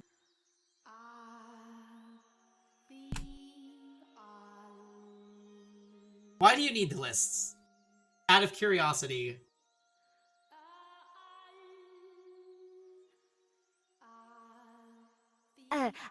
Pardonnez-moi. Worthless! Oh my god. Rosen, how dare you do that? That was clever, but also wrong. You're trying to see what games to play? Also, you're using the list for motivation? There's also this list. I'm so sorry. There's also this list if you need it, Diamond. Those are our completed games lists.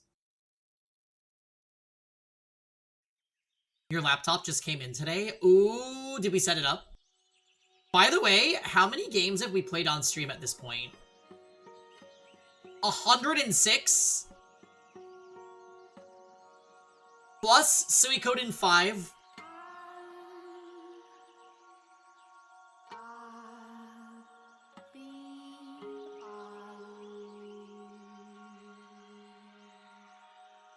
I should probably put Fire Emblem Path of Radiance, JP Maniac, Iron Man, Viewer's Choice. Why are there so many attachments to that? Okay.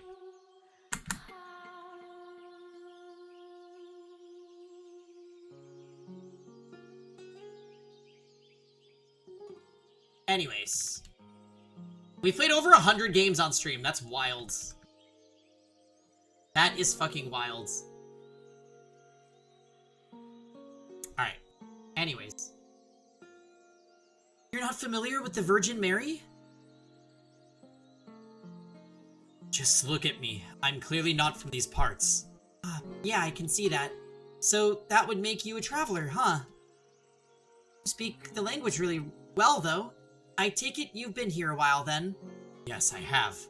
How exciting. So, when you're feeling better, maybe you could tell me about the country you came from. I've never been far from home, so I'm curious what it's like elsewhere. There's nothing I could tell you. It can be anything. Tell me about yourself if you want. I've been less inclined to do that. Get better soon, Kay? I'm looking forward to hearing all about it. Not sure there's anyone out there more deserving of the Virgin Mary's name. Is that? Name, it suits you. Oh no, not at all. I'm incredibly flattered to hear you say that, but I hardly live up to the name. What's your name, by the way? I have no name. Don't? If you want something to call me by, you can choose a name for me. Anything you want. I am nameless. You give me a name. I think you should be the one to choose your name. I'd be more than happy to help, though. But you should go with the name you think is best. See.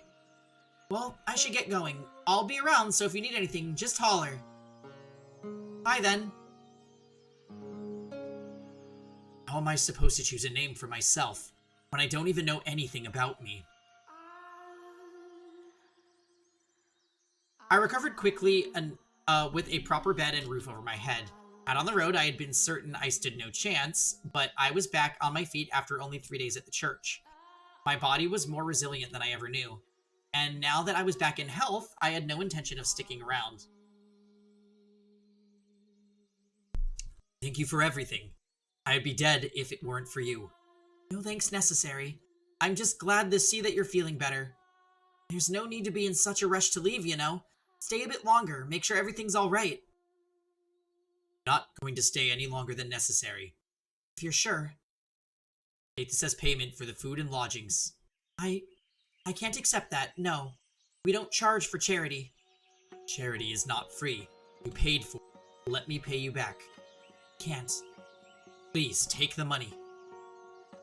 You insist? I can accept it as a tithe. Tithe? Think of it like a donation to the church. Like you said, the work we do isn't free.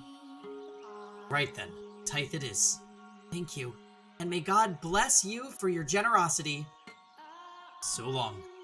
Hey, if you're ever in the area, maybe you could stop by sometime. I never did get a chance to have that talk with you, and I was really looking forward to it too.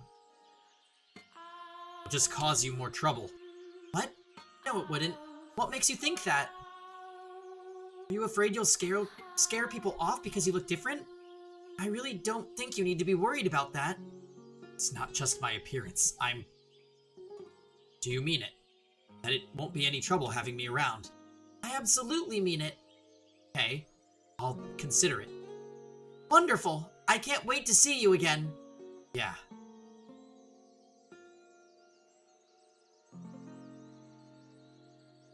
Believe me, I knew I had no place involving myself with her. A killer making himself comfortable in the house of God. I don't even believe in their deity, and I still knew that was nothing if not extremely disrespectful. The money I had donated to her church wasn't even clean. It was stolen. I didn't feel the slightest bit guilty about it, though. I was more than conscious of what I was doing, and none of that mattered to me. She had smiled when she took it. That was enough. Seeing the nun smile put my heart at ease, much like the sound of the slave girl's voice had several years before. It restrained me, suppressed my urges. That smiling face was my new tether. I had always believed that I was my happiest while torturing people. That my thirst for murder was ingrained in my soul. But as exhilarating as taking others' lives was, there was a part of me that yearned for peace. I had gotten a taste of that with her. I wanted more. Even knowing I had no place in that world, that peace was something I would never attain. Still, I longed for it.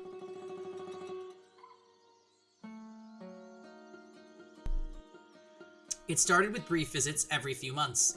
In time, though, their frequency began to increase. Soon it was once a month, then twice, then once a week. The length of my visits gradually grew as well. Every time I showed up, the nun greeted me with a smile, quenching my thirst without the need for blood. The more we met, the more I endeavored to be a normal man around her, or to play the part of one. I thought that if I acted like there was nothing wrong with me, then I wouldn't be out of place at her side. I wanted to feel like I belonged in that peaceful world where she lived.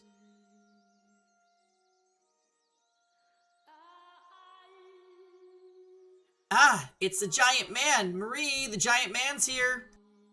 Giant. Not how I would describe a Japanese person. Ah, hello there. I was beginning to think you weren't coming this week. I was having trouble deciding on what to bring you. You're always welcome here, you know. You don't have to bribe yourself in, but I appreciate it. Thank you.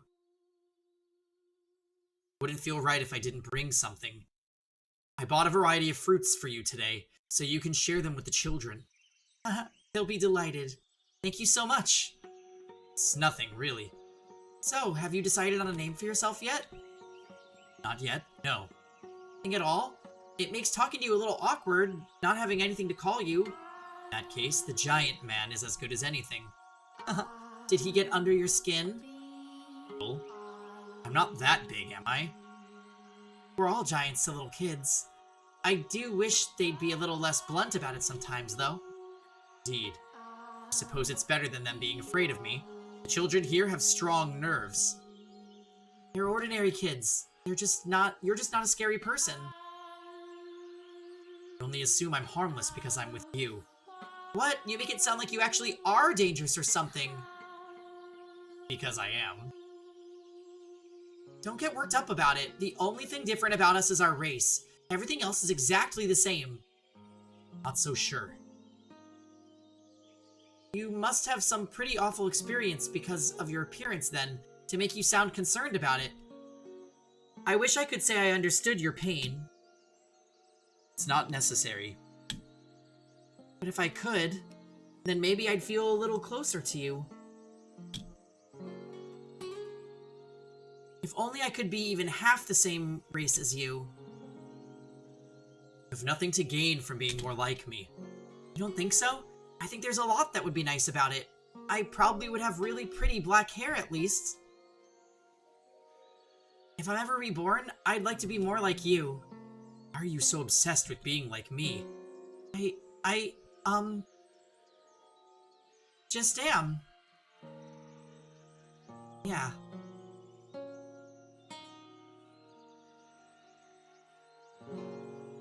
That was about the time I started noticing the feeling she had for me. At first, I thought I was simply egotistical.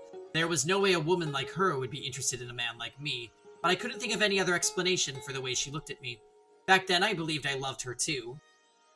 But that if we couldn't be together as a man and woman, that I would finally be able to attain the peace I so sought. That I could wash my hands of the killer within me, defeat the urges once and for all. That I could step out of the darkness I had lived in for so long. That I'd be able to see the light. That I'd be able to experience love like any other ordinary man.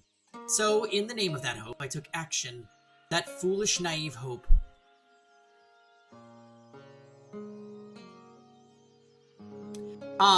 Real quick, guys, I'm gonna go grab my laundry.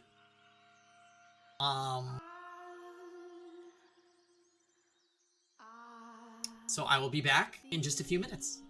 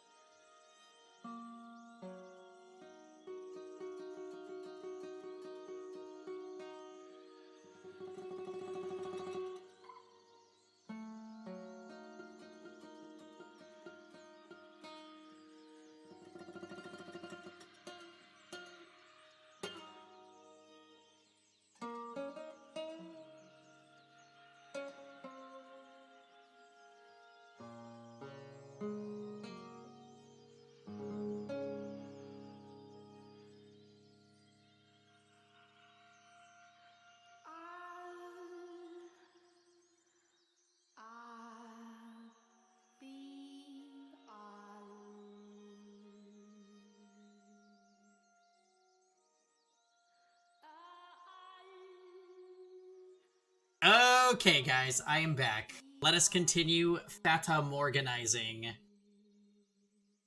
Oi.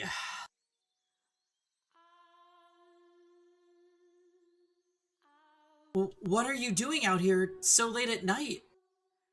Sorry for asking you to meet me on such short notice. I hope it wasn't too much trouble sneaking out. It certainly wasn't easy. So, you had something to tell me? I'm about to tell you. Every last word is sincere. And then, once you've heard me out, I want you to turn me down. What? Over these past few months, I've come to at least somewhat understand the responsibilities and restrictions placed on you as a nun. But even ignoring the obligations you have, I know good and well I'm not a suitable match for you. Which is why, as I said, I would like you to turn me down. I still want to hear it. Love you. I fell for you the moment I first saw you. I know I don't deserve to be anywhere near you. And every time we met, my desire to be with you grew stronger and stronger, until it was out of my control. Turn me down, Marie, please. I will stop trying to get close to you. Not Marie. What? My real name is Pauline. Pauline? Marie is my baptismal name. It's not the name I was given at birth. I love you too. I fell for you the moment I first laid eyes on you. I know it's forbidden, but I want to be with you too.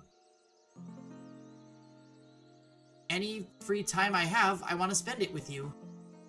I'm glad to hear you say that. Thank you for being honest with me. No, thank you for not turning me down. Wow. Talk about an anxious day. When you asked me to meet you out here tonight, I wondered what it might be about. It felt like my heart was gonna explode all day.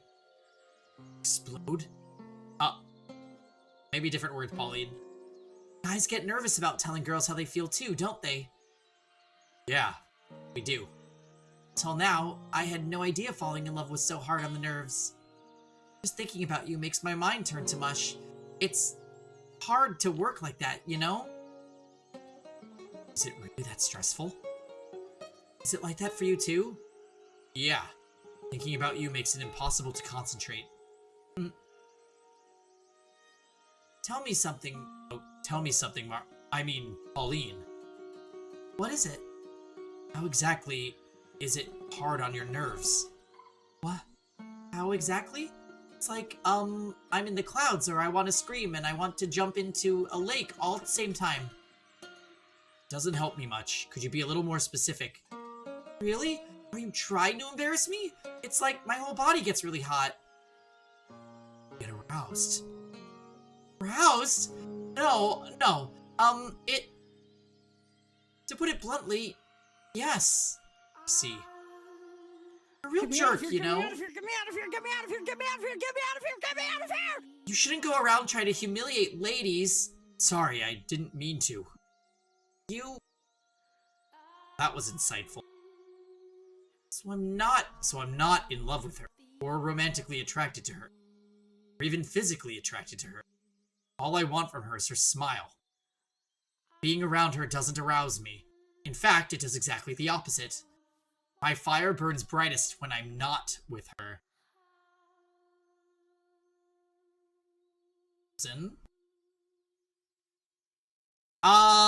Well, this is an interesting conversation. It all makes sense now. I just want someone to keep me placated. I'm disturbed through and through. Murderer and a beast. See? That's why I didn't want to say anything. I knew you'd laugh at me. I'm sorry. Truly am. I did ultimately get what I wanted out of the arrangement. She became my tether. Became an invaluable part of my life, even if I had no real love for her. When I was with her, I was at peace. That said, her presence didn't completely rid me of my urges. I was still occasionally struck with bouts of insatiable thirst. Overwhelming desire to mutilate anyone who came into my line of sight. And sometimes Pauline became the object of that desire. It goes without saying that I never did draw my sword on her. But I had no way of knowing when I might lose control. And if I ever did kill her, then there would be nothing left to keep me from regressing completely into a beast. Kittle?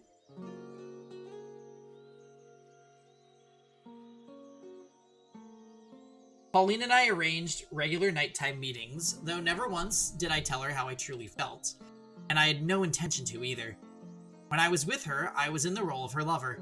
She never questioned my love for her, and expressing hers for me caused her to smile even more than normal. The happier she was, the more beneficial it was for me. Spending time with her in this capacity, I was able to gain a deeper understanding of what kind of person Pauline was. She was a deeply generous and compassionate woman.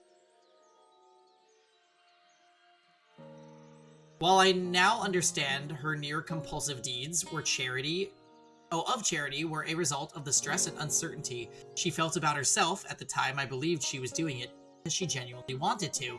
I believed she wanted to save absolutely everyone to be the saintess she had become known as. She gave assistance to anyone who sought it from her without question, and as a result, the church's coffers quickly dried up. For God did not supply her with an endless store of bread and wine either. In the end, any endeavor, no matter the intentions, requires money. In time, her generosity turned excessive, self-destructive. She would even skip meals so that others could eat. Matt Morgan on a Thursday. Oh wow, and then Nightbot also joined in on your hate? Did Effie take a turn? No.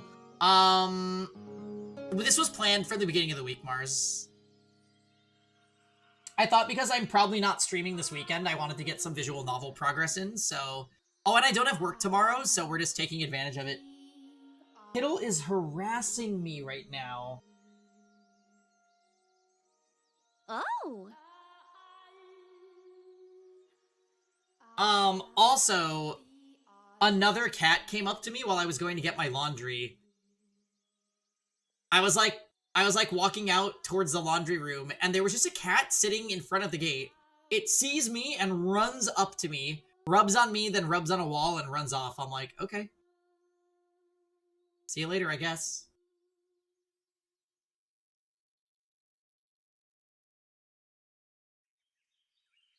Briefly here until I fall asleep. Hey, man. Yeah, we're vibing with some late night Fata Morgana. Although it's not that late here yet. It's only 8.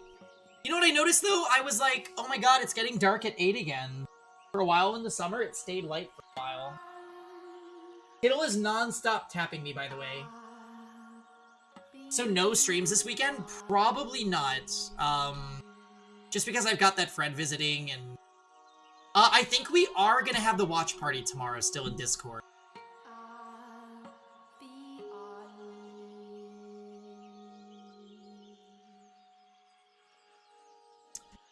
If we do a stream in the next week, it'll be very impromptu. But yeah, I will be on somewhat of a hiatus after tonight's stream.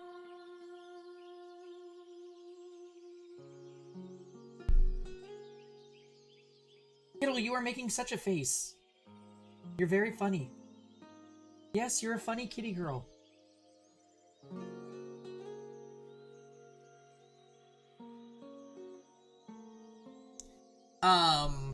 What's going on tonight, Mars? She knows I'm here? Yeah, I think she does. She's like, seriously, like, attention. She's attention needy. Hey, Miss Kittle. Hey. What are you...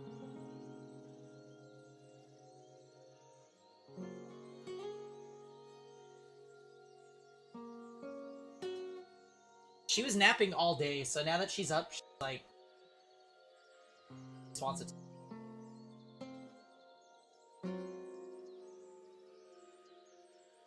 She's being really affectionate. Rubbing her head on my shin. Unbelievable. Honestly, that's me. What? Napping all day? Oh, yeah. I took a nap when I got home from work. Honestly, I feel kind of amazing right now. I didn't exercise, which was my plan, but I was like so tired all day, I was like, yeah, I need to nap. Like, I think within 2 minutes of my head hitting my pillow, I like passed out for an hour. And I only woke up because Marissa called me.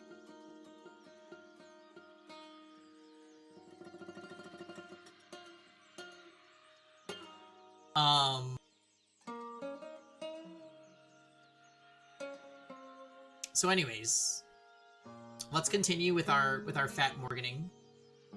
She good? Oh, I don't know. I didn't answer. She's fine. She would have texted me if it was something important.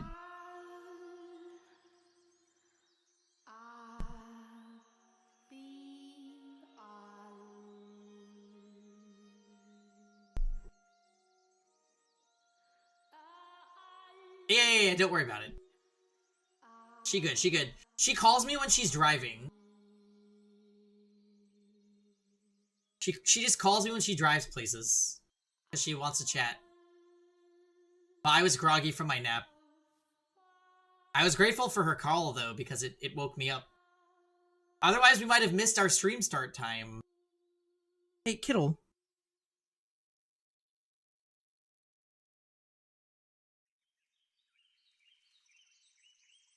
In retrospect, that was probably my fault too. As I pushed her toward wanting to be a regular girl, she pushed back against that desire by being even more charitable. Soon her actions started making the other nuns' lives difficult, giving her a less than favorable reputation within the church. Still, she would tell me when we met up how she wished she could help even more people. If doing so would give her peace, and if I could be a part of that peace, then I wanted to grant her wish. And what could a killer like me do to help? Petty thievery wouldn't make me nearly enough money to keep a church and orphanage running. And a raid large enough in scale would do so inevitably be traced back to the source, which would ruin the church forever. How was a murderer to acquire such a large sum of money? I was ready to jump at any opportunity that presented itself. What happened to that one icon? Oh, Maria? Maria's alive and well. We're having a flashback with the beasts right now. So we're just learning the entirety of his backstory. Basically, he kidnapped us and tied us up in the basement. And then tried to kill us. But Mel and the Saintess showed up and talked him out of it. And then he was like, okay, we're cool now. He broke all of our fingers and tried to cut our arm off, but he didn't quite get there by the time they showed up. But we decided to be cool with him for some reason.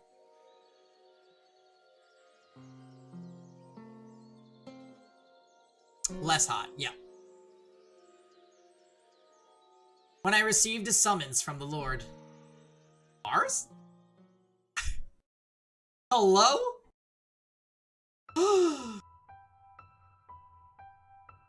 Jacopo.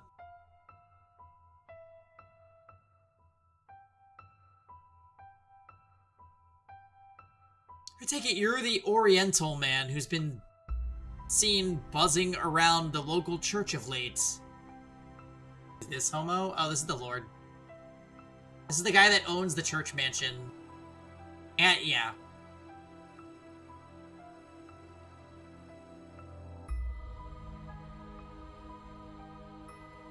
When I first saw the Lord, I was surprised at how young he looked. There couldn't have been much more than a couple years difference between us. I had envisioned him as an elderly, or at least middle-aged man. He's talking to the beast, yeah. That would be me, yes. What of it? Who do you think you're talking to, you impudent rat? Show some damn respect. Apologies, I'm not very familiar with the local customs or language. Very well then. You're fortunate I'm such an understanding man. Now, for the reason I called you here. You're the one who killed that cart full of slaves 4 years ago, aren't you? So you know about that. Ah, I wasn't actually sure it was you, but now that I have confirmation... Since then, one slave of Far Eastern origin has remained unaccounted for. I take it that would be you. That's right. Made one hell of a mess out there. Right to be punished. That depends on how our talk goes. If you think I'm going back to being a slave, you're fooling yourself.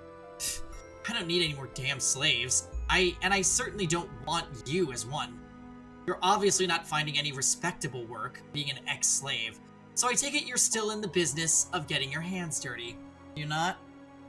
I assume you're playing cat burglar or something. living off whatever you can swipe from the nearest unlucky bastard. Correct.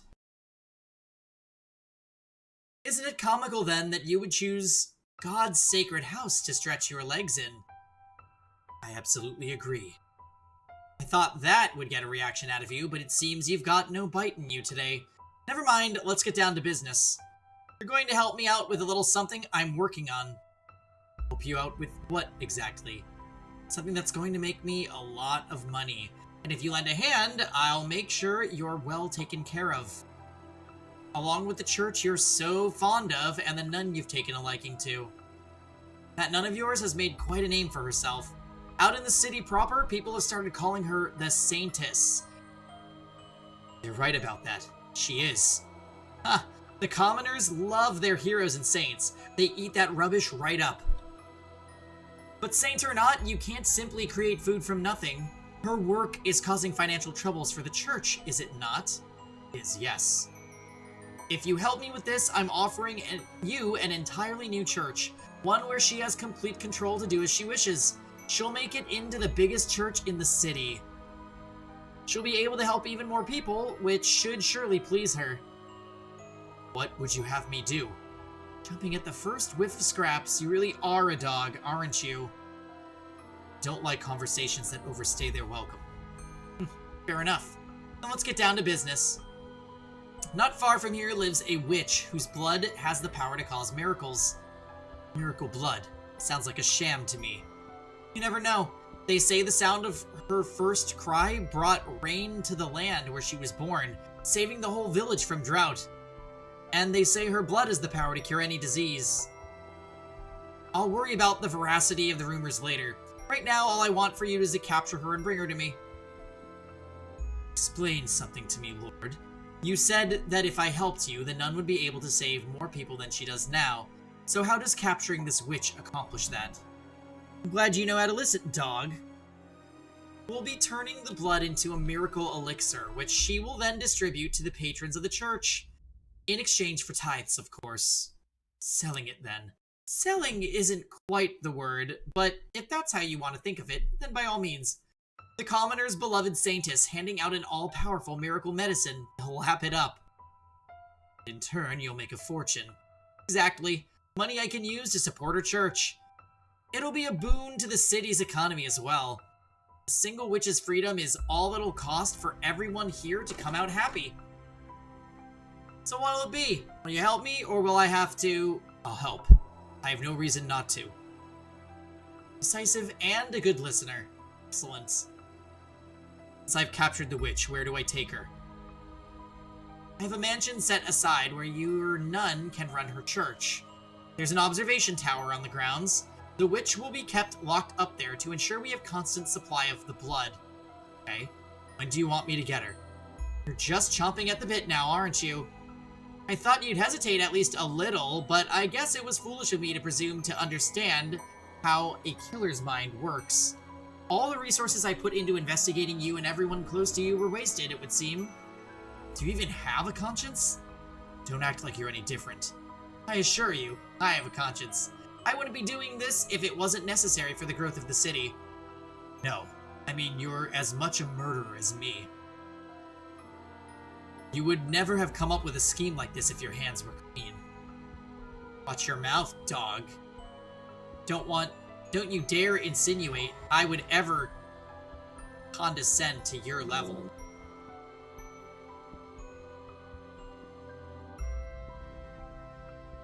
I agreed to the Lord's terms. A couple days later, I made my way out to the location the Lord had given me, a small cottage by the lake, where the witch was said to live. I'd been instructed to take her alive, but not that I wasn't allowed to harm her, so my plan was to force my way in and immobilize her as she opens the door. Did you do the SOC check-in for the guild? I did not know.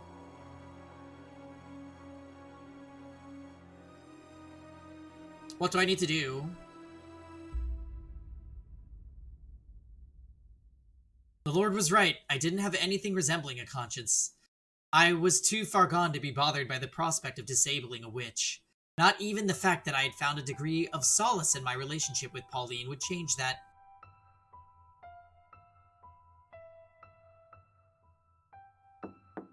However, I was there. When I heard the witch's voice through the door, I froze. It was the girl from 4 years earlier. Just log in and type the number for the event to claim the summon reward, basically. Oh. DM me the whatever it is I need to type and I'll do it before bed.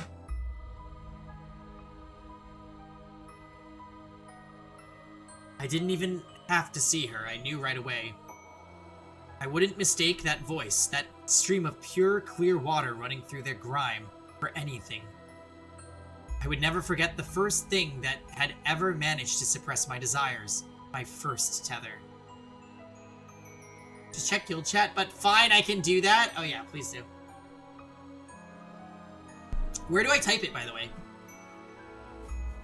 When the Lord told me about the witch, I never once expected it to be her. Who is it? Are you the witch with the miracle blood? My hand rested on the hilt of my sword. I had, at first, meant to break the door down if she didn't open it for me. Check the event tab and it'll lead you there? Alright. Please leave. However, when I heard the voice, my hand fell limp. Please stay away from my home. I'm in need of your blood. Do not spare a little. I have nothing to spare for a man like you. My blood is only for the sick and needy. So please go away. Stay away from me, I'm begging you. Get away from this place. You're a murderer. I want nothing to do with you. So please just go away. As you say. As she commanded, I took my leave of her cottage in somewhat of a haze. It should have come as no surprise, but in the 4 years since our last encounter, she had no kind words left to spare me. Yet, even in her derision, I still felt myself being calmed by the sound of her voice. I debated with myself. Should I do as the Lord requested and capture her, or should I let her go free, as I had done 4 years earlier? You already know what I decided to do, though, don't you? That's right, I went with the first option. After all, I had no need for 2 tethers. While breaking down the door was still an option, the witch was wary of me. If she were to somehow manage to escape, there was no saying how the Lord might react. Yeah, we have no need for 2 Heathers, that's right. Oja. You. So as I stood watch, waiting for her to step outside, not 2 Heathers! The problem was she never opened the door.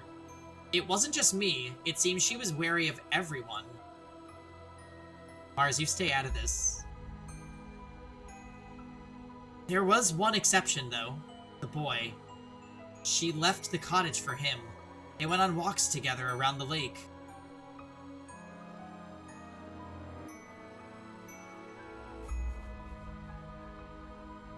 It's been a while since one of our walks, huh?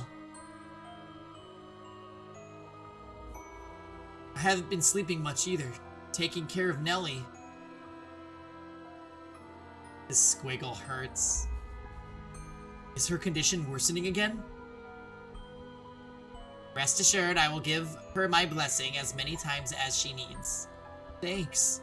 I really appreciate it. Weather's kind of not that great today, huh? Looks like we might get rain. It's probably not smart to stay outside much longer. Yesterday. I should get going. See you.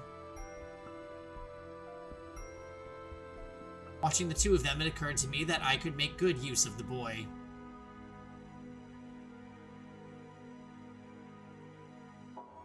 You have 2 options. Either you say no and protect the witch, get away, or you help me capture her.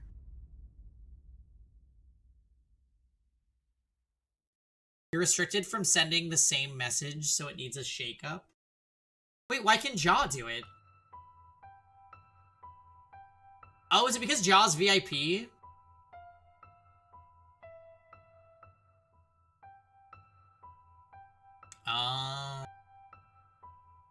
I'm surprised you're not VIP, Mars. What happened?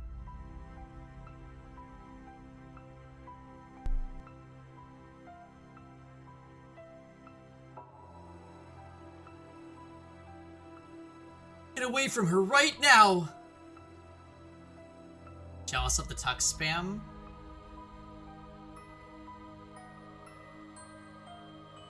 RB2.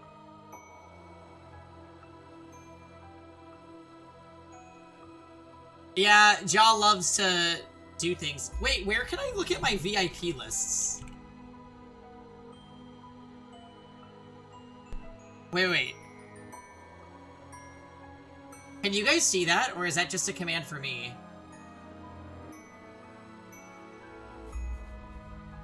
Holy shit! There are some people on here that literally... How do I un-VIP?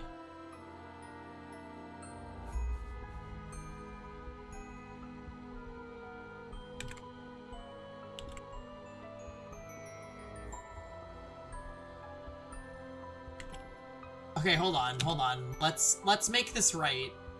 There are some people... I have no idea who this person even is.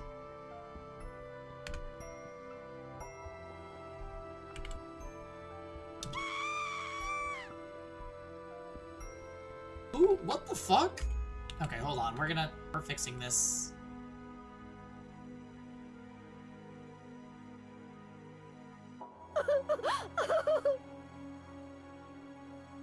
Yeah, Diamond and Ifrit are on the lists. They're safe, though.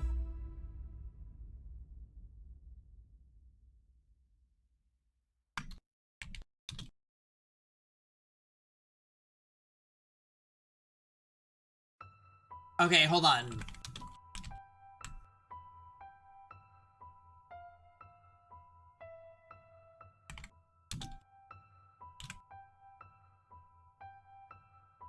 Alright. We're just updating the VIP list, that's all. This is just like Yukimasa killing everyone on that ship. No, I'm not killing my VIPs, I'm just un-VIPing them.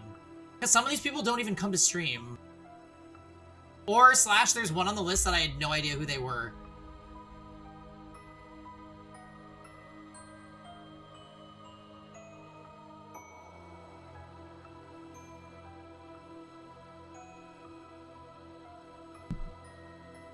Hold on, we made space. Oh. Alright, well... Congratulations, Carby and Mars. You guys are now VIPs. So you can send the same message. I'm gonna take you down.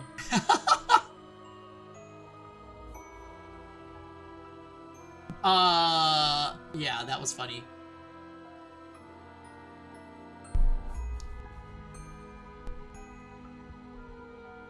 Yeah, Carby's spamming, so we know it's real. Wait, Mars still can't?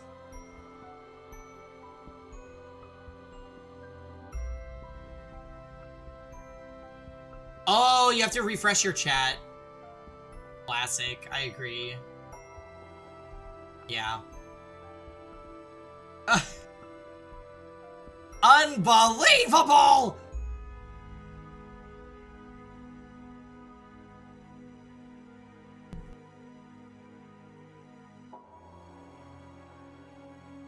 Okay. 1 Heather. 2 Heathers! Alright, we made it. It feels amazing. And if you choose the witch, I kill the girl. Get away! Make your decision. Get away from her! You have until the count of 10. If you don't choose, I kill the girl. 10, 9, 8, 7. 6, 5. Okay, I'll do it. I'll help you. Get your sword out of her face. Don't kill her. I thought you'd hold out until at least the last second.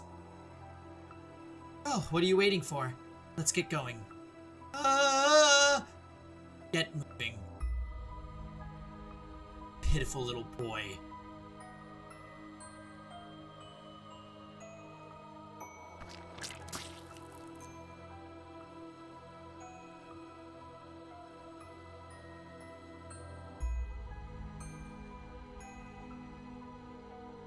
Okay, so he caught Morgana.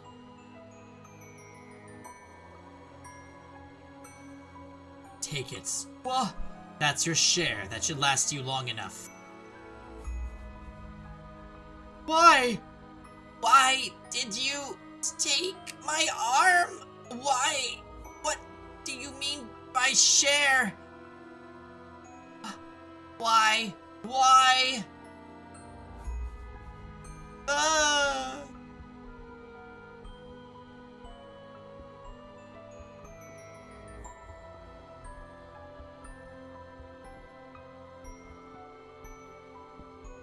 They're fine. They're fine. They're fine.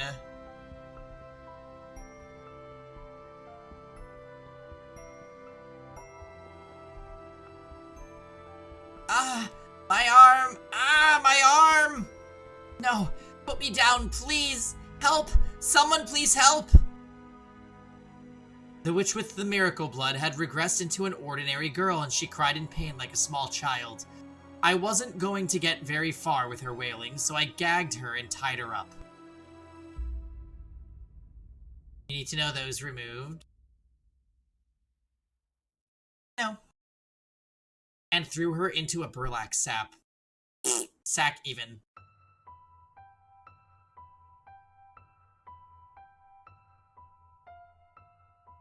Nothing personal, I just need your blood. Without it, she'll lose her church. She needs the money. Needed some way of getting enough money to keep her church running. So the Lord made me an offer. If I brought him the witch with the miracle blood, he would finance a whole new church for her.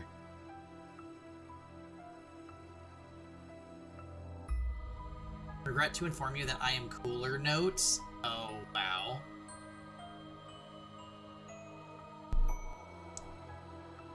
Now, Mars, let's not get overconfident here.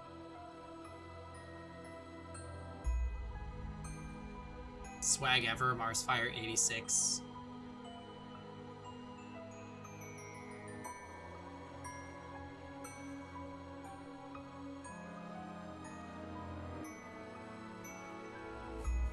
So don't take it personally. I tossed the sack into the cart I had waiting outside, then made my way to the mansion, as per the Lord's instructions. The two of us then locked the witch in the observation tower. When I told the Lord I had used a boy as bait to get her to open the door, he gave me an exasperated sigh and said, "Involving a third party was not part of the plan. Is there anything at all in that head of yours, dog? I can kill him if that's a problem. Don't be hasty. Describe him for me. Did he seem like he came from a wealthy family? He's young, still in his teens. He lives with his little sister. He looked reasonably well off, probably of noble blood. Lord seems really nice. Yeah, he's fucking awful. You picked one hell of a target to use as your bait. Should I kill him? There are people in this world you can make disappear quietly. People no one will notice have gone missing. You're one of them. The boy, he most likely isn't. Was the boy at all interested in the witch's blood? He seemed to be. Well, that makes things a little easier. We just have to make him into an accomplice then.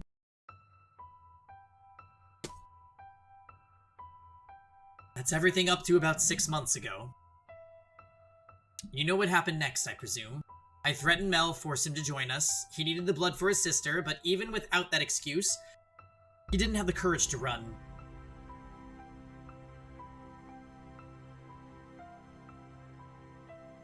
Oh, that's how you're gonna sign off on your note?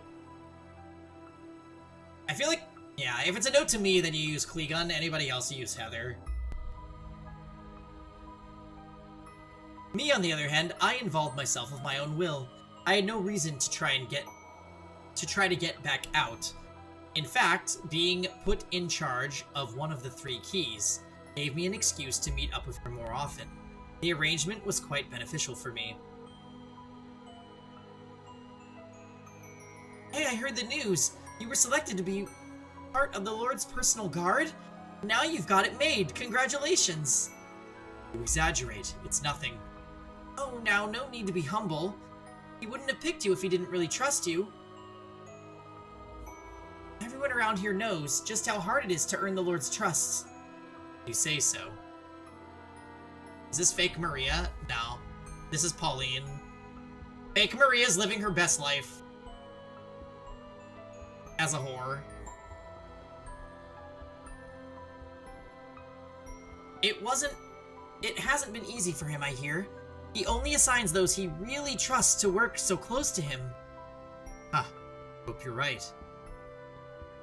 Past Maria is just as iconic as future Maria. Yeah, she is. You thought she was Maria because she was originally Marie? Yeah, so they call her church name is Marie, but her given name is Pauline. Thinking Isadora Jia, you have to try harder than that.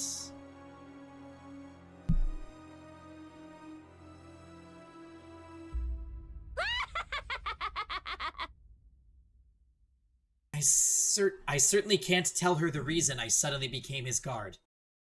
I've got some more exciting news too. The Lord sent me a messenger from earlier. Apparently he's building a new church and he wants me to serve as a nun there. Can you believe it? You shouldn't be surprised. You are the city's saintess after all. It's little wonder you would be his first choice. I don't think I'm that important. Do you not want the position? No. I'm delighted to have such an incredible opportunity. This will allow me to help so many more people than before. Hi, Chief. How did the packing go?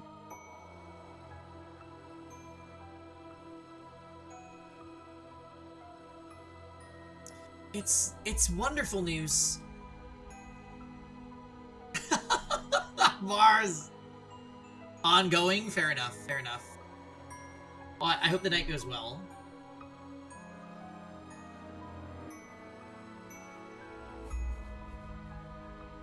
You know, we have enough emote slots to turn that Taka emote into a regular emote. Like, should we unravify it? I feel like we should. I was also thinking about doing that with the badge emote. But we'll leave the Lisa Rave emote needs to stay like it is, because I think it's perfect. Yeah. Yeah, the Lisa Rave it's honestly very powerful. Badge I also like without the effects, but we only did that because we didn't have enough emote slots.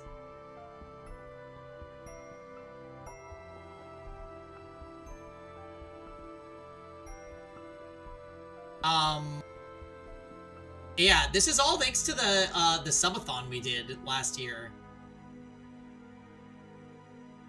Last year? Earlier this year? Was it really early? It was earlier this year. But yes, the subathon gave us a ton of emote slots.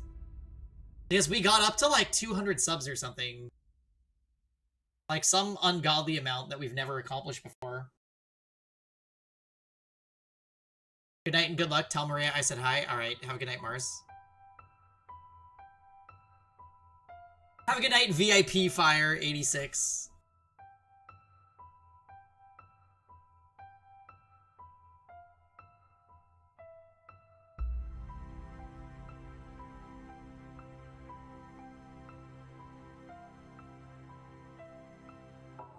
Tell me, I'm not wrong in thinking helping people is the one thing you want more than anything else, am I?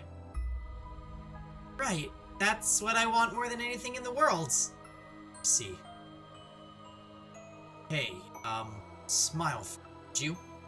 Huh? I've been smiling this whole time, haven't I? Not just now. Forever. Of course, when I'm with you, nothing else could possibly take the smile off my face. Glad to hear it.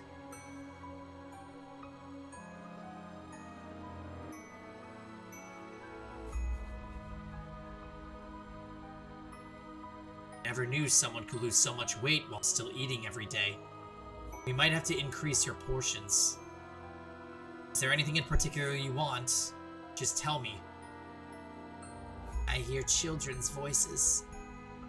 Outside, I hear children's voices. Ah, kids are here to see the Saintess. It has gotten quite noisy out there of late, yes. Oh, The Saintess. Your voice has gotten raspy too. Is that my doing? Did I take your voice? It's unfortunate. To me, your voice held far more value than your blood. And I took that away from you. Yes, you three took everything. So we did. Enough chatter, dog. You know what? Maybe he should just kill the Lord. The Lord's scheme was a success. The witch's blood brought with it an influx of donations, which the Lord invested in various businesses in the city. I have no idea if the blood actually has miraculous powers, but there were certainly people claiming to have it been healed by it. It wasn't long before people who weren't sick started making use of the supposed cure-all medication.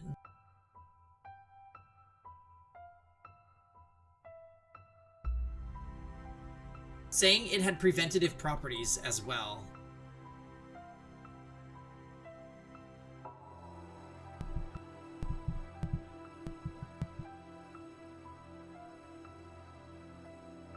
As word of the elixir spread, the Lord's profits grew in kind.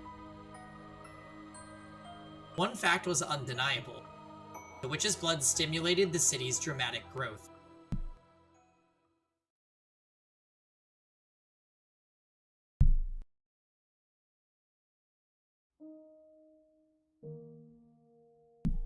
Sheesh, those flashbacks are long!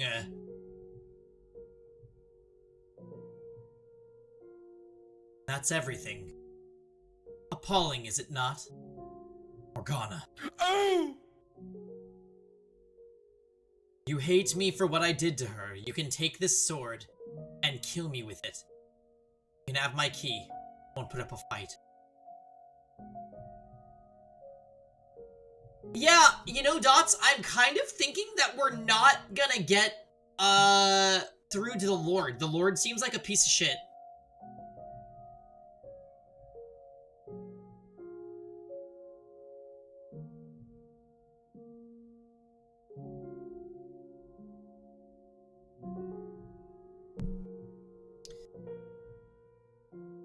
You have the right to exact punishment on me. Killing you would accomplish nothing. Yeah, I feel like they have to try. I just don't know if it's gonna work. I feel like I would probably say we would never get through to the Beast based on our experience with Mel, so maybe that will change, honestly. It is neither my place to forgive nor punish you. As much as it would make me feel better, doing so would serve no meaningful purpose. I would like you to give me a little time, though.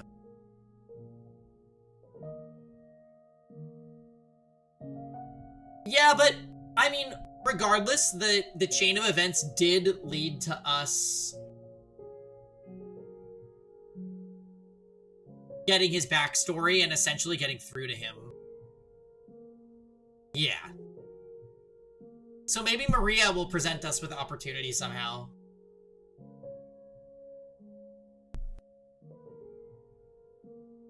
I need time to cool down enough that I can talk to you with a clear head. Of course.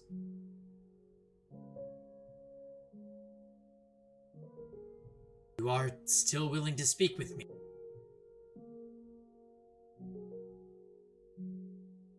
Yeah, maybe Maria will just knife him. Gave you my word. I told you I could help figure out what path you should take. You're an honorable man. I will not force your hand if you don't want to do this. You can tell me to leave and I'll walk out right now. More than anger or hatred. I'm simply deeply pained. Maybe things would have turned out better if I were as sympathetic a man as you. People are supposed to be able to feel happy or sad for each other. I can't, though, which must make me a beast. You first met Morgana. You felt a desire to rescue her from the slave traders, did you not? You thought of someone other than yourself. Never saw that desire through, though.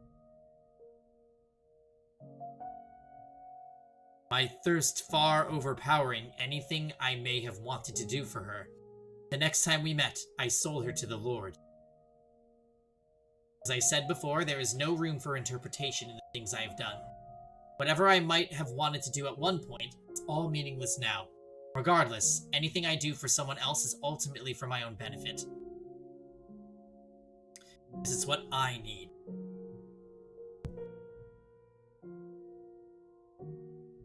No matter how selfish your motivations may ultimately be,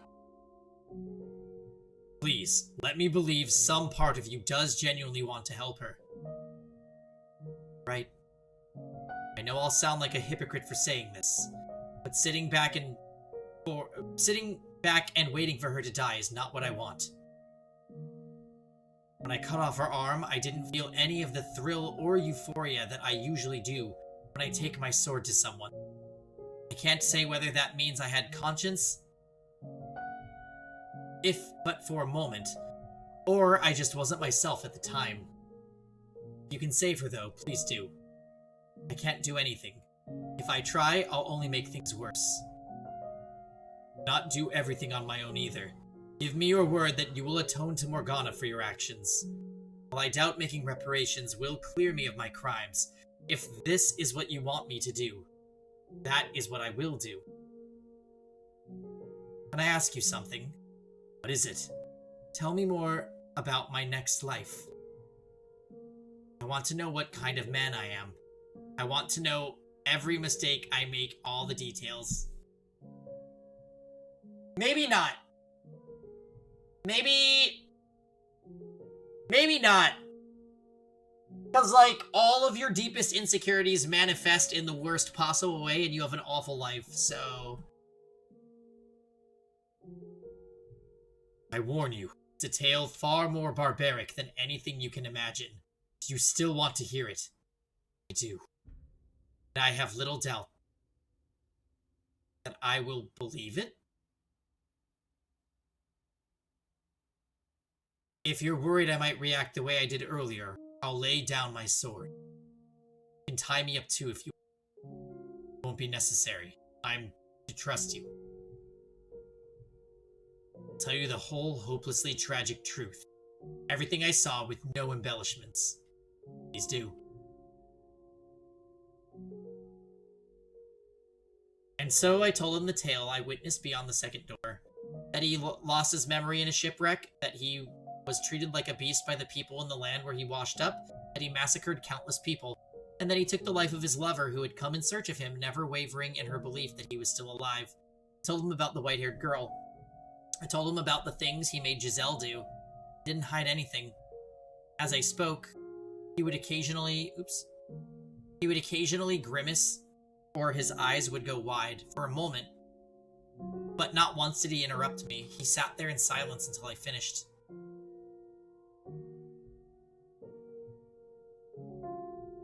You weren't kidding. That was far worse than I imagined. It is the truth, though. Become the target of Morgana's loathing, and you are led back to this mansion. That is what lies in your future. As difficult as it may be to comprehend, that person is you. The man who does all those things hundreds of years from now is you. I am a beast. A horrendously precarious creature. As I interpret it, when you lost your memory, you also lost everything you used to suppress your nature. You lost your foundation you had built, and as a result, you were no longer able to maintain balance. That mean that what I am now is, comparatively speaking, human. No, I'm no different now. I have no more control over myself when I'm killing people than the man you described. You've seen me do reprehensible things. In spite of that, you were never condescending or insulting, never acted disgusted or afraid of me.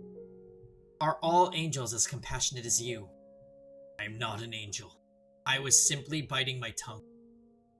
You afraid of me then? I'm not afraid of you, no. What are you then? Don't understand. I am of the belief that now is not the appropriate time for me to allow my personal feelings to influence my actions. My task is to save Morgana. If I'm to be honest with you for a moment, I despise the man you are in the future. I am also equally frustrated at myself. You're right. The things you did were inexcusable. You murdered innocents. You killed the woman who came searching for you. But on a personal level, what angers me the most is that you put blood on the hands of the woman I love. I know very well that it's something you haven't done yet, but it was still your soul. It tears me apart inside that I couldn't return in time to stop it. You'd be hard-pressed to find anyone who wouldn't be angry to know someone they care about had received that kind of treatment. I suppose. That's how you feel, though. Aren't you interested in taking revenge on me? As I mentioned before, these are times when allowing your emotions to take the reins is the wrong course of action. This is one of those times. Seeking vengeance is the wrong thing to do right now. If I can emulate Morgana's hatred, the 3 of your souls will be set free as well. If I can eliminate Morgana's hatred, I'm like, emulate? That makes no sense. So you're going to save me too? Yes, I am. I don't consider myself worthy of redemption, especially not after hearing about the things I will do.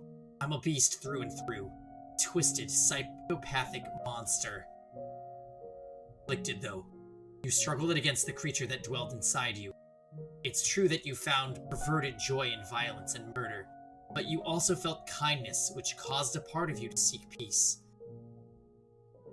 And the same can be said of you in this time as well. If you actually were nothing but a beast, or rather, nothing but a man that derived pleasure in killing, maybe then I could have truly reviled you.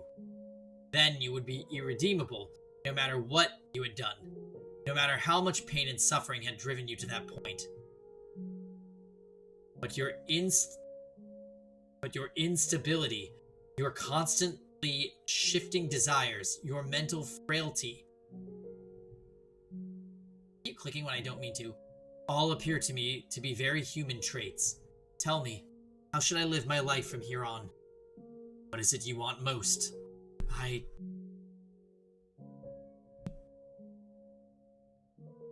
Easiest road for me will be the one I walk now, to continue being a killer. No fighting my desires, no resisting what's inside me. What would be my salvation? To abandon my humanity entirely? I don't know what I should do, what I'm supposed to do. I'm at a complete loss about everything. I would like to believe that your desire to live in peace is sincere. That's what I want for you too. It will be the more trying path, yes, because you will have to fight against your nature to stay on it. But we live in the human world. You also have Pauline, who wants the same thing, extending her hand for you, inviting you to join her. So I encourage you to suppress your urges. Your life will not be easy for it, but I implore you to take the rocky road. For your own sake and for hers. Even if it means my entire life is built on the foundation of lies. For today I believed it was wrong not to be true to oneself. But as I listened to tell your story, I came to realize that maybe there are exceptions. Some things you can and possibly should keep locked inside you, where they can't hurt anyone else. However, I also think you have a tendency to try and act too perfect around her, both in this life and the next. You cover up so much of yourself, you become an entirely different person. You can be your conflicted, imperfect self around her. The man you are right now, lost and trying to find his way. I have little doubt she will accept that man. What you need most is restraint. See. So tell me, do you think my future can be changed? I don't know for certain, so all I can do is speculate. But as you share the same soul, I expect any changes you make now will be reflected in your future incarnation.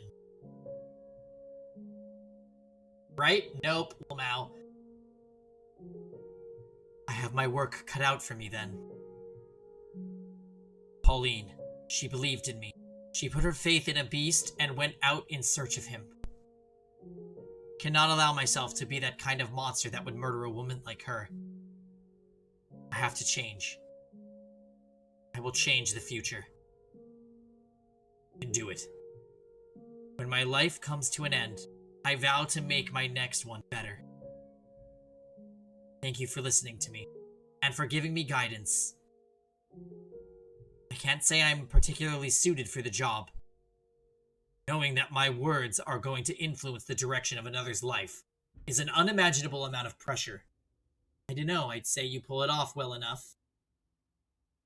If you ever decide to quit being an angel, you'd make a damned convincing missionary.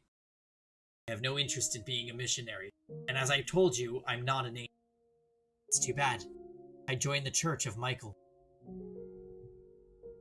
Don't look at me like that, I'm just kidding. Now, can I get angry at you? As I've been telling you, I'm an ordinary man. I'm not special in any way, like you seem to think I am. Not ordinary. You're different, but not in the same way I am. I wouldn't ask any normal man to show me how to lead my life. I see. Although, what passes for normal differs from person to person, I suppose. Just as I don't think you're normal, I'm sure there are people out there who do. Perhaps. Or maybe they're just able to see my desire to be normal. Well, that's everything I have to tell you. You're going to want to talk to the Lord next, I assume. That's right. I'm going to convince him to hand over his key, and then I'm going to set Morgana free. I doubt you'll have much luck convincing him of anything, but I'll help in any way I can.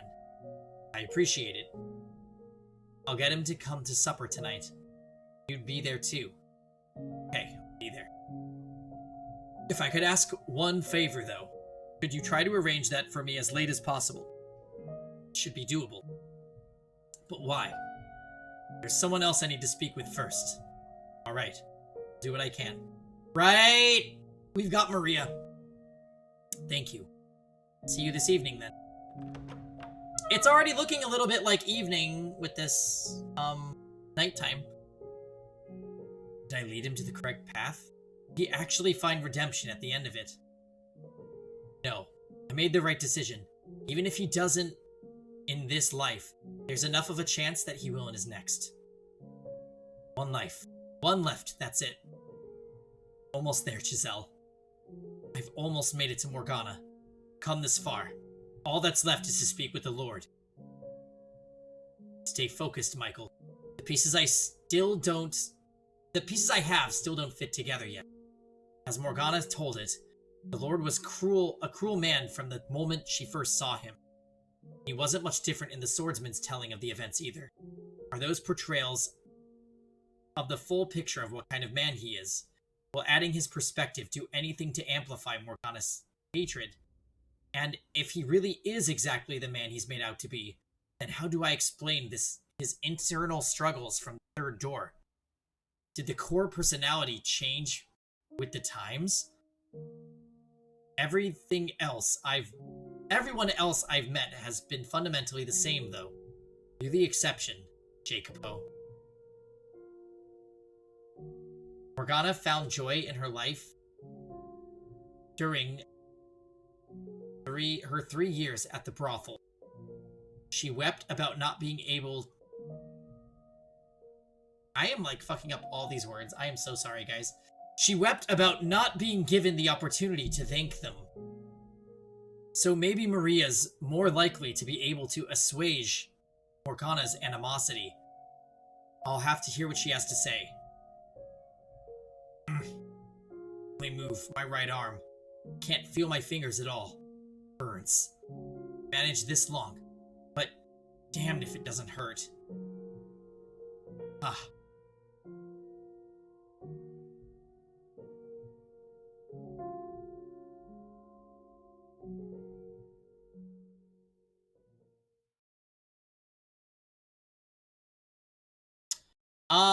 right, quick bathroom break, and I'm also going to heat up a little bit of dinner, guys. So I'll be gone just for a few minutes, but when I come back, we'll do some more Fata Morgana. So sit tight.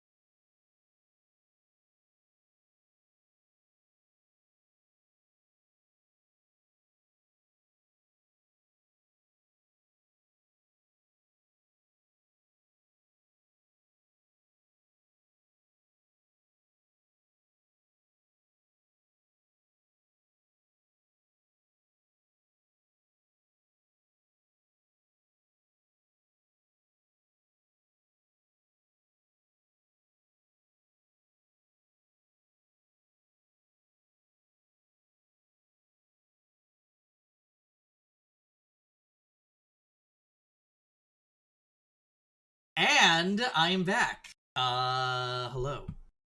Hello, hello, hello, hello, hello. Jar, are you okay? Hello.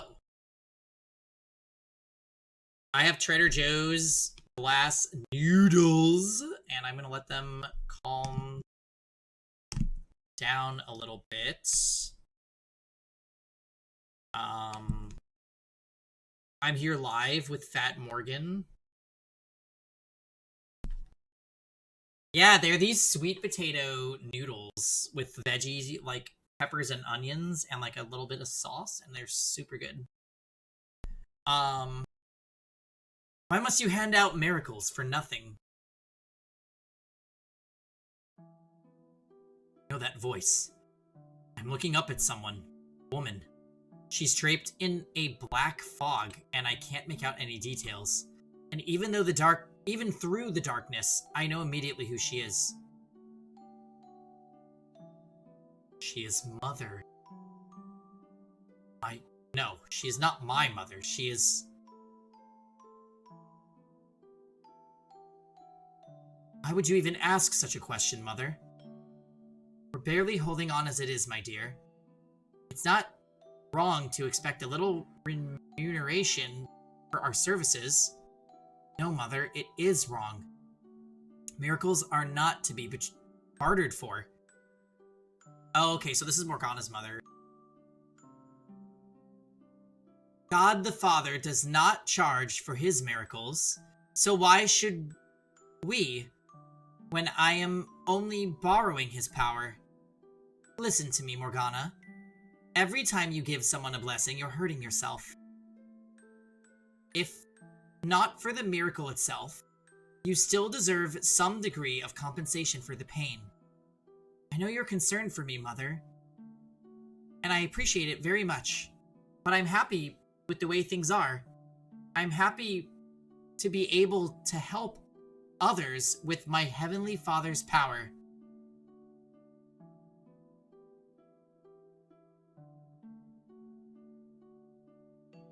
I hope you won't have much longer, my dear, if we can't afford to keep ourselves fed. I'm a saint, aren't I? Yes, you are my sweet little saint. God will not forsake his saint.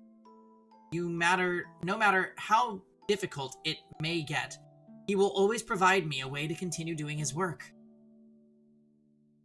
And you're the mother of that saint, aren't you? Yes, that's right.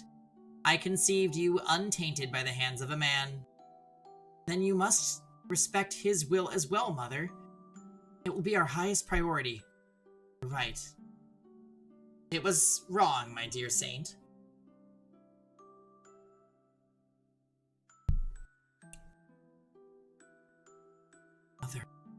Mother, you agreed with me. You said I was right. So why are you taking money from that man? Mother. Mother looks over as strange men shove me into a carriage. The look in her eyes sends a chill down my spine. I see her lips moving. She doesn't actually say the words out loud, but I can make out every individual syllable.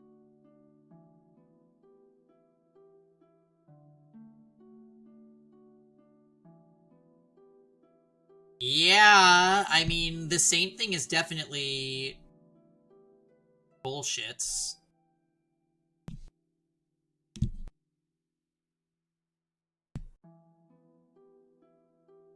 Because you're worthless to me.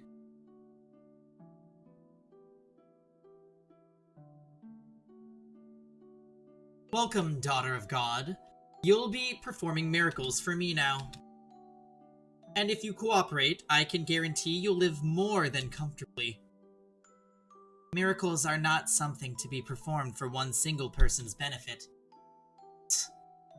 Miracles are not magic or parlor tricks. They are a precious gift granted to me by the Father in heaven. Using his power for personal gratification is a grave sin. I will do no such thing.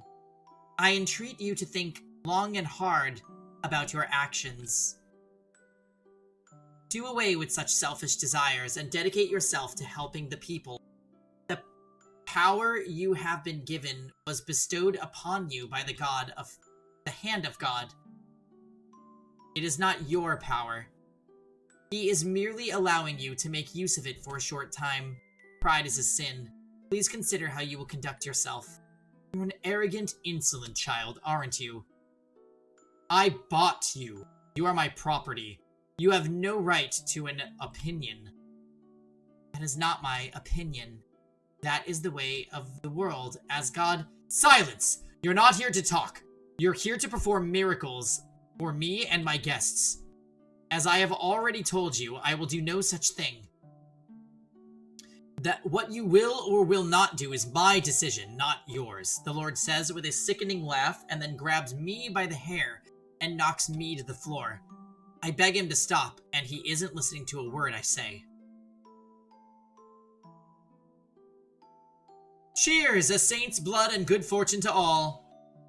I stare vaguely out at the crowd gathered for the Lord's blood feast. Every time he has guests, he throws another party, and every time he slices another part of my arms or legs open.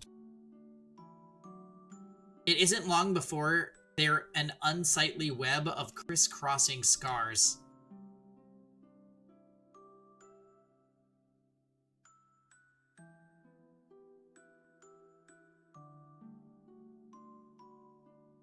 The Lord sometimes has trouble deciding where to cut, and not out of any sense of sympathy for me. He simply thinks drawing blood from an untouched area of my body will make it more effective. The Lord strips me bare.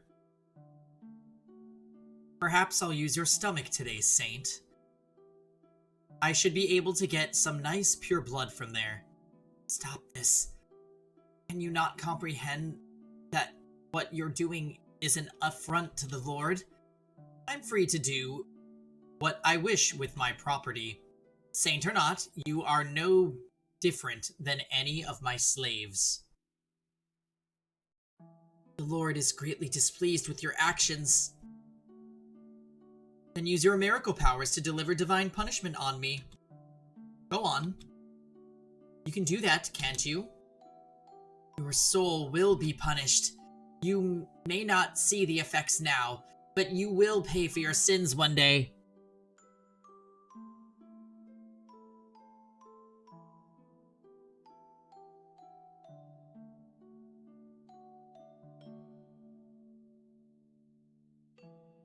Ah, you're not as threatening as you think you are, buck-naked girl. Don't give me that look, girl. I have no interest in taking that from you. You'd be lucky to find anyone willing to lay with a girl covered in disgusting scars. All I can do is wait and endure day after day of torture and shame, of the Lord searching for new places to stick his knife. My entire body, except for my face, is covered in reddish-black wounds.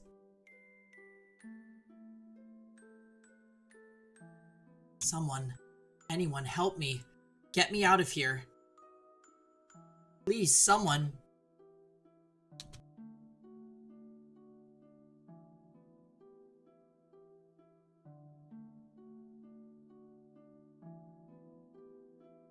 Oh, Father, who art in heaven,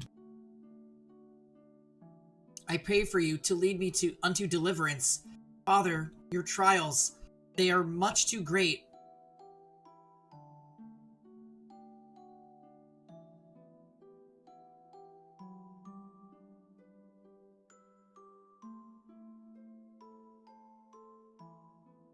Morgana. That was much clearer than the first time I saw it. Everything she felt, her struggling, her sincerity, her pain, and her voice. It felt almost as though I was the one going through it all. Ah, the Lord. I can understand why Morgana would bear such a powerful grudge against him. Considering everything he did to her. Why would he do that, though? Is there some reason, some explanation for his actions?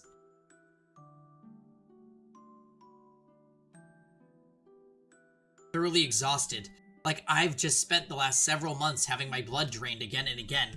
My limbs feel like they have boulders tied to them.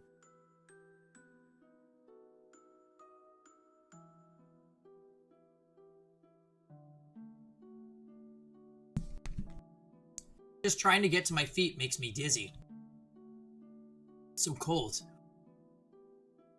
She's probably waiting for me by now. I should get going. I have to do this. Move, damn it. Fighting against my body's attempts to succumb to gravity with every step through sheer force of will. I make my way to the courtyard.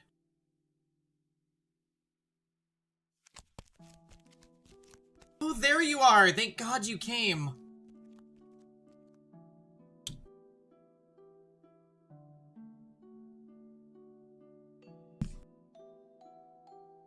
Sneaking onto church grounds is a bit unnerving, so if you alright? You look like you just came back from the dead. Fine. Thank you for coming. Now, continue our conversation from yesterday. Whoa, whoa, whoa, slow down. Who do you think you're convincing? You look about as fine as a fucking corpse. If you're not feeling well, we can always do this some other time. And, whoa, what happened to your hand? It's a minor injury. Nothing of any significance. Seriously, who do you think you're convincing, man? I can get around just fine without a few fingers. You gotta take yourself into consideration, too. You can only run on raw determination for so long. And imagine how it makes me feel for a second. You asking to talk to me and showing up looking like that. If you want to get anything done, you've got to take care of yourself first. Head on back to your room and rest. Let's do this some other day, okay? When you're feeling... I don't have that kind of time. Noon tomorrow, that's my deadline. I have to take care of everything before then. I know damn well what condition I'm in, but that doesn't change what I need to do. If I don't, I can't save Morgana. Can't get Giselle back. That makes it all more important that you get your rest. And when do you suggest I do that exactly? Honestly, I don't get why you're in such a damn tizzy. Get a hold of yourself, man. I'm plenty calm. You sure don't look it. You're already pushing yourself to the edge. I don't want to be responsible for giving you that last nudge. So quit bickering with me and get your ass back and get some rest. Don't understand the gravity of the situation. None of you do. You don't grasp how great an effect stopping what happens tomorrow will have. I have to keep moving, even if it means crawling through the dirt.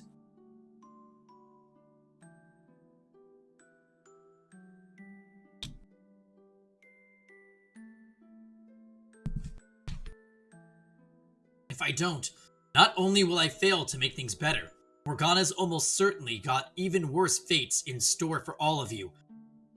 So long as her curse lives on. I'm the only one here who knows what awaits. So that makes you what, a prophet or something then? Not exactly, no. But in terms of this time period, that would be the most apt description. Do you not believe me? Well, you know, that is asking a lot. That's fine, you don't have to. But at the very least, I want you to believe that I genuinely believe something terrible will happen tomorrow if I don't do something. That I think I don't have any time to waste. All I need you to do is tell me what you know. Could you do that for me? Assuming you actually are a prophet or whatever, why don't you just, get the hell out of town? Say fuck it, this is too much, and vanish into the night. No one's gonna blame you if you do. Hell, is anyone even gonna notice if you did anything to succeed? I'm not in this for attention or praise.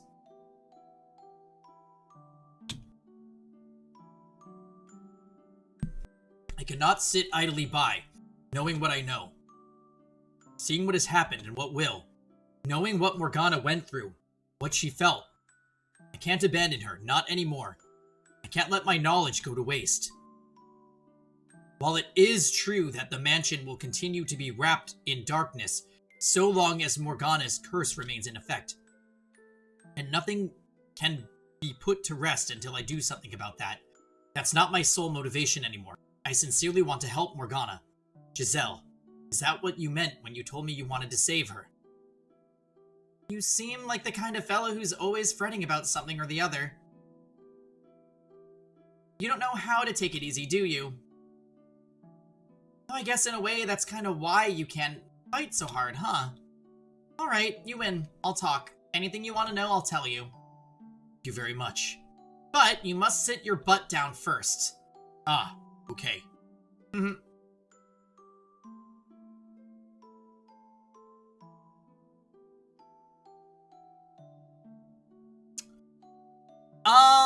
Alright guys, I'm kind of thinking...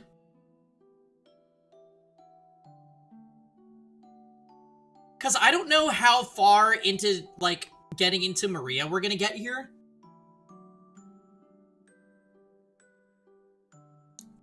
I kind of feel like we're definitely not beating the game tonight, so this might be a decent stopping point.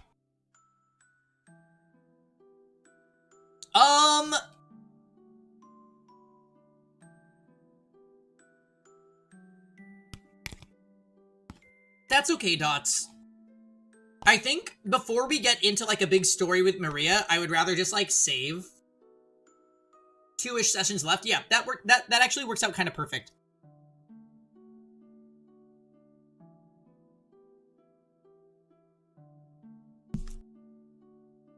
We got a solid session in here. Truth be told, I still have some cleaning and, like, preparation stuff to do before tomorrow. So I think... Yeah, I want to save there. Hey, and possibly also bye, Dammy. I think I'm gonna head out for the night. I'm glad we got in, like, a 4-hour session. This was a good one. We're getting very close to the climax of the door, and then we've got, like, the aftermath to deal with. So I'm gonna finish my dinner, do some cleaning that I've got to do, and I will catch you guys in about a week. I'm gonna be on a hiatus for a bit. I will be around in Discord, and we should have the watch party tomorrow night. So, I will see you guys in a bit. Everyone take care. Bye-bye.